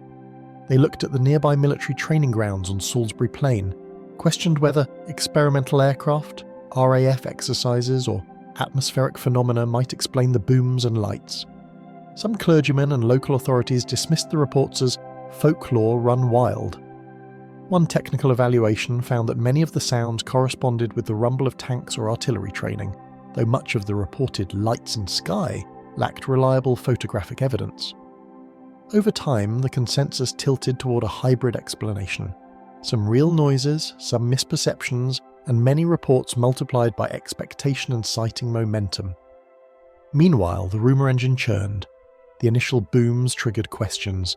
Was the town under observation? Sabotage? Secret aircraft? UFOs? One local woman said she felt a presence on the roof after a hum woke her. As rumours spread, more people monitored the skies. Some began keeping logs of sound times. Others reported luminous balls hovering over fields. The feedback loop was in full swing. Hearing about the thing made people more likely to hear it themselves. The more press coverage, the more calls to the police. The more calls, the more the story circulated. Self-fulfilling signs emerged. Those who had heard the hum began to interpret creaks in floorboards, engine noise down the road, or the throb of nearby military vehicles as evidence of the unknown. At night, the hush over a town prepared for sleep became charged with expectation. A gust of wind or a passing vehicle triggered the sense of something heavy overhead. Local shops sold UFO watches. Tourists visited vantage points like Clay Hill in hope of lights. The intensifying observation changed how the town behaved. Then came the course correction. After mid-1966, the volume of new reports declined, local interest shifted, and authorities began logging fewer complaints and more skeptical explanations. In the town's control room, the response was uneven. The Wiltshire police logged reports, but many were informal complaints of strange sounds or weird lights without clear evidence. Local councils fielded telephone calls, organised public meetings. The military presence on Salisbury Plain quietly noted the interest but denied secret tests. As the data versus stories gap became obvious, hundreds of reports but scant physical proof, the narrative shifted from what is happening to what is believed to be happening. Town fairs featured Warminster Thing souvenirs. Local historians began archiving the wave. What lingers today is both the legend and the lesson. Locals still remember the nights when rooftops shook, when headlights caught lights over the fields, when the buzz of expectation filled the air. For many residents of that era, the experience was genuine: fear, awe, curiosity. For investigators, the event remains a case study in how rumour and observation can amplify simple phenomena into a local panic. Whether the thing was a series of military training noises, an artefact of atmospheric conditions, or a social contagion of belief, its impact on the town was real. From the creak of a chimney to the flash of an orb, from one report to hundreds, the Warminster Thing shows how communities can become battlegrounds of perception. In that small Wiltshire town, for a short season, the ordinary became the extraordinary, and the extraordinary became the ground for myth and memory. Our Lady of Zaytun apparitions, 1968-71, Cairo. In the spring of 1968, in a quiet suburb of Cairo called Zaytun, something began that few could explain. The city itself was already weary. Years of political change, regional conflict, and social tension weighed on the people. Into that atmosphere came a sight that would draw thousands, Christian and Muslim alike, up to the rooftops. The cultural setting matters. Egypt was a majority Muslim state, but the Coptic Christian community held strong traditions of Marian devotion. The idea of a sign from the Virgin Mary was deeply rooted in faith, and in a country recovering from the defeat in the 1967 war, hope and religious meaning were strong currents. On the evening of the 2nd of April 1968, parked across from the roof of the dome of the Church of the Virgin Mary, Zaytun, two Muslim mechanics noticed a white-robed figure on the roof. They called the police believing a woman was about to jump, but when the figure moved and shone in the light, a crowd gathered.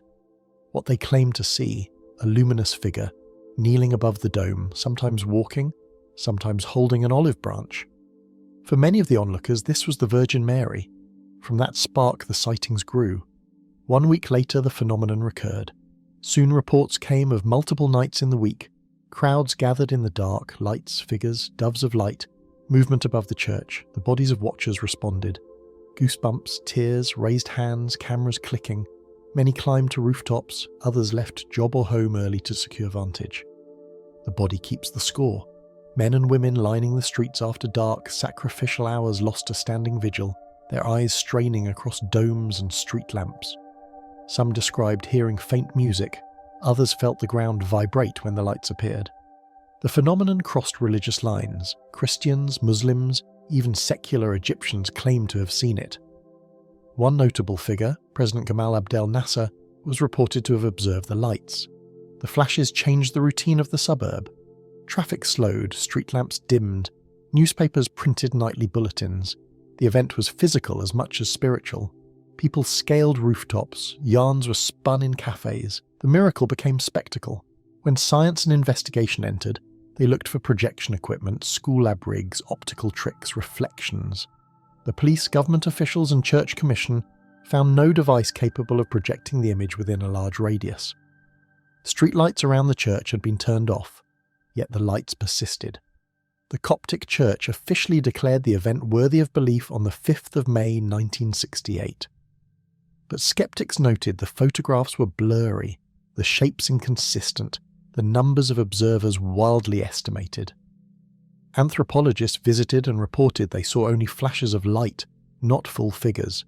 Some geophysicists pointed to the so-called earthquake lights hypothesis, tectonic strain in the region producing luminous phenomena. Others cited crowd psychology. In a moment of social stress, collective expectation brings about shared interpretation of ambiguous stimuli. Either way, the scientific explanation remained incomplete. What remains unresolved is the heart of the story.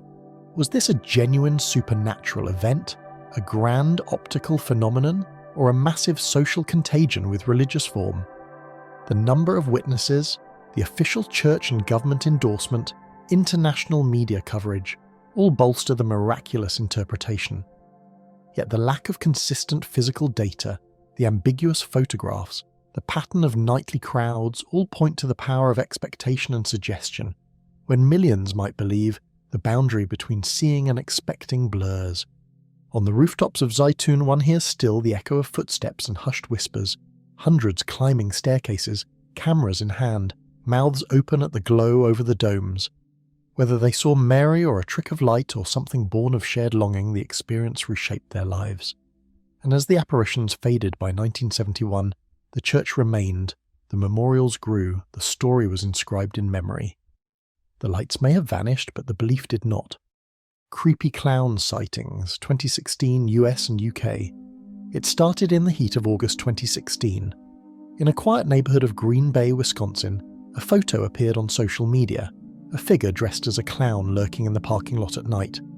The post said the clown had black balloons, a red nose, and was watching children. Soon, whispers spread to Greenville County, South Carolina.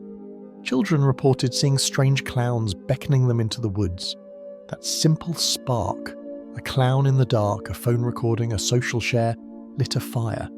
The rumor engine took off. Tweets, Facebook posts, YouTube clips, local news channels. Man in clown costume seen outside school. Clown jumps out of bush near playground. Knife-wielding clown chases teenager. The more people talked about it, the more attention it got. The media echoed the fear, police warnings, school lockdowns, communities posting flyers, parents warning their kids. The feedback loop kicked in. Someone sees something odd, posts it. Someone else sees the post and watches the woods. Someone else posts they almost got lured. The news picks it up. More people watch the woods. The story began to shape behaviour. Across dozens of US states and parts of the UK, the reports multiplied. Vending machines in one school corridor shut down after a clown appearance. A Texas school district locked down when a bus driver claimed a clown sat in a car near the schoolyard. In the UK, police in Northumbria and other counties received multiple calls of clowns jumping out at children. The signs of self-fulfilling prophecy showed. What began perhaps as a prank or two got magnified. A costume becomes threat, a prank becomes panic. People started dressing as clowns to scare others. Social media vid clips encouraged copycats. A wardrobe choice became a public fear. Then the icons and images. The masked face, white makeup, red nose, bag of candy, knife or no knife, lurking behind trees. A visual of clown in woods became an urban image of menace. Contradictions piled up. Some clowns just stood, others chased. Some had knives, most simply faded away. Some sightings were real pranks. Many were ghost calls to police with no evidence. The image of the killer clown from horror movies merged with real-world costumes. Theories clashed. Was this marketing for a horror film launch? Was it hoaxers seeking social media fame? Was it moral panic spreading through anxious communities? In the cage match of explanations, each theory got hits and misses. Investigations turned up scant proof of mass attacks. Many police departments concluded there was no central coordination, no mass conspiracy. Some incidents were arrests for threats or trespass. Some were confirmed hoaxes. Studies of the phenomenon labelled it more a moral panic than an organised campaign. Still, the fear was real. Communities responded as though a threat loomed. Halloween costume rental shops reported drop in clown rentals. Professional clowns complained of harassment and cancelled bookings. The narrative grew. Clowns no longer funny, they were frightening. The course correction followed. Police statements urging calm, schools issuing safety reminders, public messaging that many reports were unverified. Media shifted tone from monsters in the night to mass fear and rumour. The story moved from clown attacks to clown scare. Social media fatigue set in. By late 2016, the glint of viral danger subsided, but the impact lingered. Why this matters? Because it shows how a brief scare captured many communities and how visuals, media and fear combine. In an era of smartphones and viral posts, a few photos, a few rumours went global. The clown image became symbol of deeper anxieties. Strangers in public spaces, children at risk, costumes hiding identity, threats masked as fun. The event wasn't just about clowns, it was about how society reacts to possibility of harm, how fear propagates through networks, how the image of danger can become as real as danger itself. Halifax Slasher, 1938 England. November 1938. In the mill town of Halifax, West Yorkshire, a chill autumn evening ended quietly, but the next night, everything changed. On the 16th of November, two young women, Mary Gledhill and Gertrude Watts, were walking toward their evening class when an unknown figure lunged at them from under a street lamp, wielding what one later described as a mallet, his shoes flashing with bright buckles. That single incident, raw and jarring, lit the spark which would ignite a wave of fear, reports and suspicion. Almost immediately the story spread. On the 21st of November, Mary Sutcliffe stepped off a tram and reported a man cut her wrist with a razor-like blade. In the days that followed, claims of the Halifax Slasher, a rogue attacker striking women on the streets, poured in. Schoolgirls, factory workers, housewives all claimed cuts, wounds, attack scars. The town buzzed with alarm. Posters appeared. Vigilante groups patrolled the streets. Police were inundated with calls. Business slowed. The local press splashed headlines. Mysterious attacker on loose, bright buckled shoes. Mallet man back at work. What began with two women escalated into dozens of alleged attackees and reports in nearby towns. As the scare spread, the rumour engine shifted into full gear. Neighbours told neighbours. On street corners, people swapped stories. I heard the man in a raincoat. He wore lightweight shoes, no hat. I felt a blow, then a sharp pain. The more people talked, the more reports mounted. Each new story added detail and weight. The town's pulse quickened. Windows bolted earlier. Women stopped using the dark alleyways. Social life paused after dusk. The feedback loop locked in. Story fuels fear. Fear raises sensitivity. Sensitivity triggers reports. More stories. The line between real attack and imagined wound blurred. The self-fulfilling signs emerged.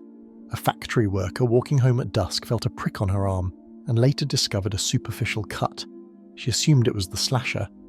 A young man on guard duty reported seeing a figure move across the foggy street. When asked for evidence, he admitted he assumed it matched the description he'd seen in newspapers. Rumour became perception. The more vigilant people became, the more they noticed shadows, shivers, and small injuries. Physical injuries were often minor or inconsistent, yet they were named, recorded, talked about. The town responded collectively to a phantom threat. Then the turning point arrived. On the 29th of November, Percy Waddington, who had reported an attack, admitted that he had inflicted the injury himself and claimed the whole thing was a hoax. Others followed.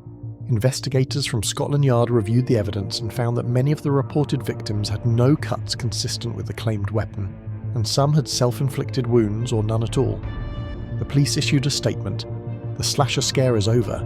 The theory that a half-crazed man has been roaming the streets is exploded. There never was, nor likely ever was, any real danger to the general public. Slowly, the reported attacks faded.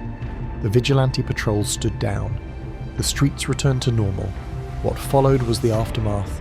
5 local people were charged with public mischief, 4 sent to prison. The town's collective memories stored the fortnight as one of fear, chaos and silliness of mass panic. In the years since the Halifax Slasher has become a textbook case in the study of mass psychogenic illness and moral panic. How a community's fear can spiral, how small events can amplify into social crisis, how bodies, wounds and perceptions can be shaped by expectation.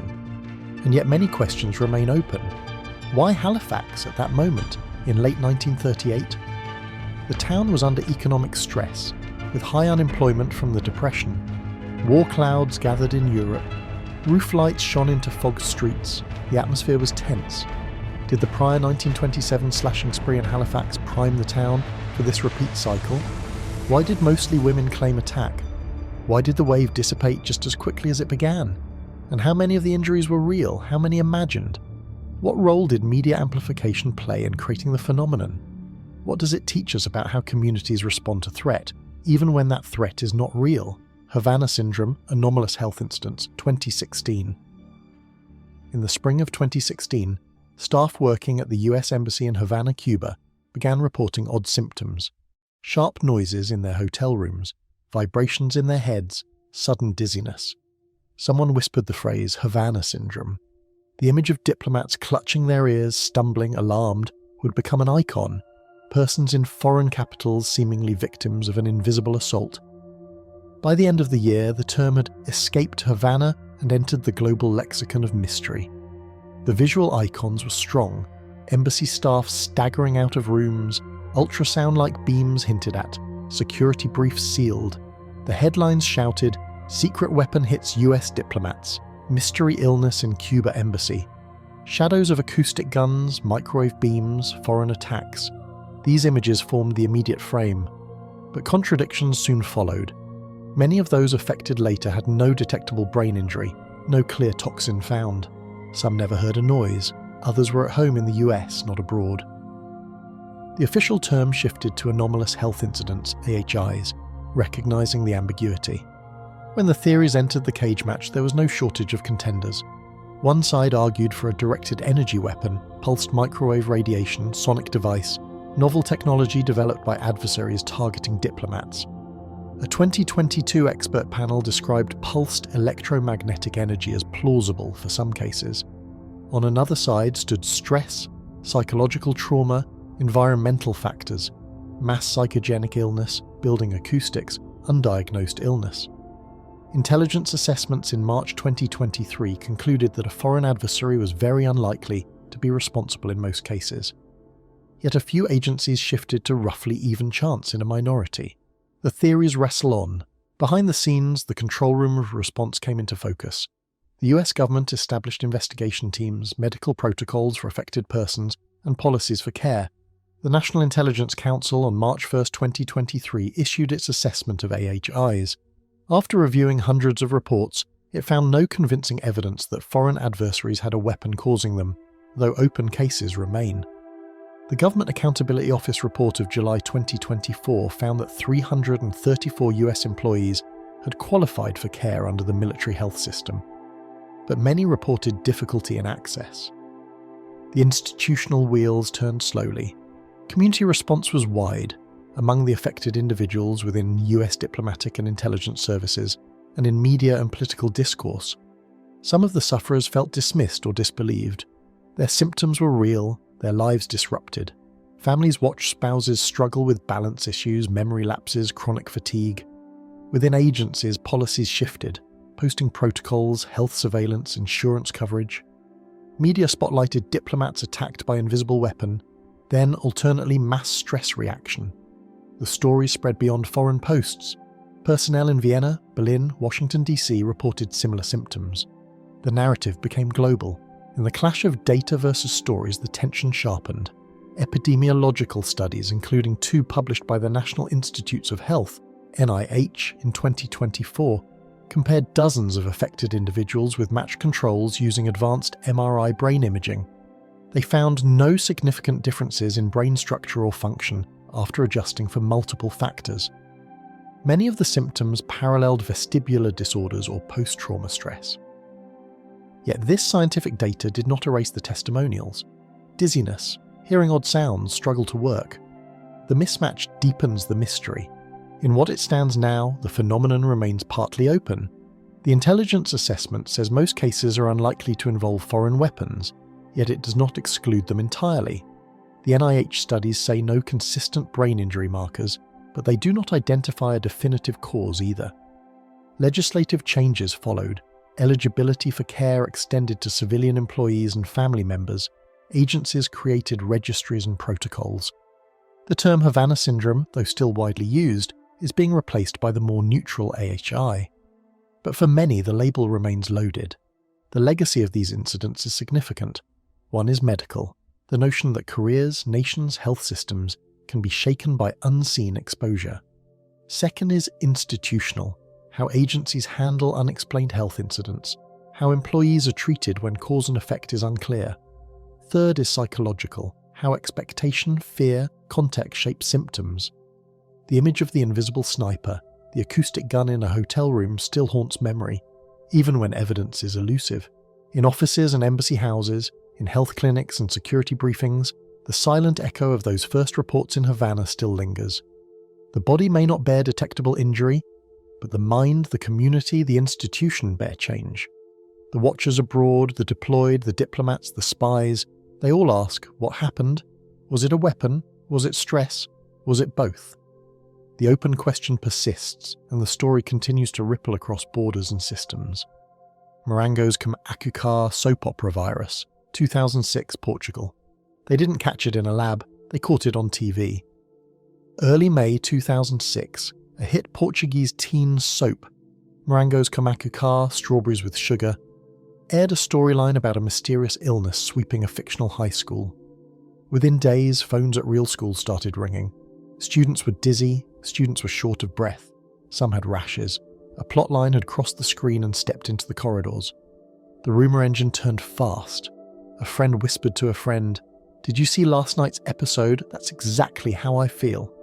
Teachers compared notes, parents swapped messages. Local news repeated the question on air, was there a strange virus moving through classrooms? The label arrived almost at once. The soap opera virus. It was simple, sticky and scary enough to travel. The feedback loop tightened. A student hears about classmates fainting, then notices her own lightheadedness before a test. Another sees a red patch on his arm and remembers the episode's rash. One school sends a child home. Another school hears about it and begins screening students at the door. Soon the list of affected schools grows. Ambulances are called. A few campuses close for cleaning. Each action confirms the fear. Each confirmation invites more reports. What people saw and what they thought they saw came wrapped in strong images. The show had shown teens clutching their chests, pale and panicked in school hallways. Now real hallways were filling with those same gestures. Television cameras framed the story the same way. Blue lights, worried faces, a nurse checking a pulse while a camera lens peers over a shoulder. Parents lined up outside school gates with bottled water and blankets. The icon of the week became a student in a uniform sitting on a curb, head between knees, breathing into cupped hands. Contradictions sat right beside the images. Some students had clear, objective signs, hives, wheezing, hyperventilation. Others had symptoms that faded when attention moved on. One school reported several cases in a single morning. The next day, none. Another school had nothing for days, then 3 cases in an hour after a TV segment replayed the soap's outbreak. A few students with regular allergies or anxiety suddenly felt sure they had the TV illness. Normal pre-exam jitters were no longer just nerves, they were clues. Theories crowded in. Was there a chemical in a classroom? Something in the water? A virus making the jump from fiction to life? Health teams took histories, checked vital signs, asked what kids had eaten, what rooms they'd been in, what the timing was. School leaders wanted a cause they could point to and remove. But lab work turned up nothing unusual. No pathogen explained why reports popped up in one town in the morning and another town in the afternoon. The pattern didn't behave like an infection, it behaved like a story. In that light, the self-fulfilling signs made sense. A perfect storm had formed, a massively popular show watched by the exact age group now getting sick, a vivid episode that gave symptoms a script, and a calendar packed with end-of-year exams. Teen bodies under stress are primed to feel lightheadedness, stomach knots, tingling hands from fast breathing. Give those sensations a name and a narrative on primetime TV, and they spread the way any good story spreads, peer-to-peer, school-to-school. The course correction began when public health voices stepped up. The National Emergency Medical Service explained that there was no single disease agent behind the reports. Doctors said they were seeing a blend of minor conditions, ordinary rashes, hyperventilation, faintness, now amplified by suggestion. School nurses were briefed on calming breathing techniques and gentle reassurance. Principals communicated more carefully, avoiding dramatic labels. Media coverage cooled. When the narrative shifted from mystery illness to no evidence of a new virus, new cases dropped. And yet the episode left a mark. For students who felt those real symptoms, tight chest, pins and needles, dizziness, the experience was not imaginary. Fear tips breathing faster. Fast breathing brings tingling and dizziness. Dizziness feels like proof of the fear. That loop is powerful, and it explains why some kids kept feeling unwell even after schools reopened. The memory of the show and the panic in the hallway made their bodies quick to react again. What lingers in the wider culture is a lesson about how modern outbreaks can look. Not every wave of illness is a germ. Sometimes it is a set of ideas carried by pictures, headlines, and the people we trust. A TV plot gave teens a language for discomfort at exactly the moment stress was peaking. The more the label spread, the more sensations lined up behind it. And when the label lost its power, the symptoms waned. The images remain: a crowded lobby, a worried teacher kneeling beside a student, a news anchor saying the show's title with a question in the voice. The numbers remain too. More than 300 students across more than a dozen schools, a handful of closures, a country's parents watching the 6 o'clock news a little closer than usual. Health officials still cite the incident as a textbook example of mass psychogenic illness in a media-saturated world, how expectation can cue the body, and how stories can move faster than lab results. In the end, the corridors went quiet again. Exams finished. The show moved to its next plot. But every time a headline says mystery sickness at a school, this case is there in the background, reminding us to ask two questions at once. What are the bodies doing? And what stories are those bodies inside? Crowds can share more than fear. They can share symptoms, visions, and belief itself. Science can test air, blood, and soil, but not always the mind of a crowd. Each of these events shows how fragile reality can be when panic or faith takes hold. And maybe that's the real mystery. Not what people saw, but how they saw it together.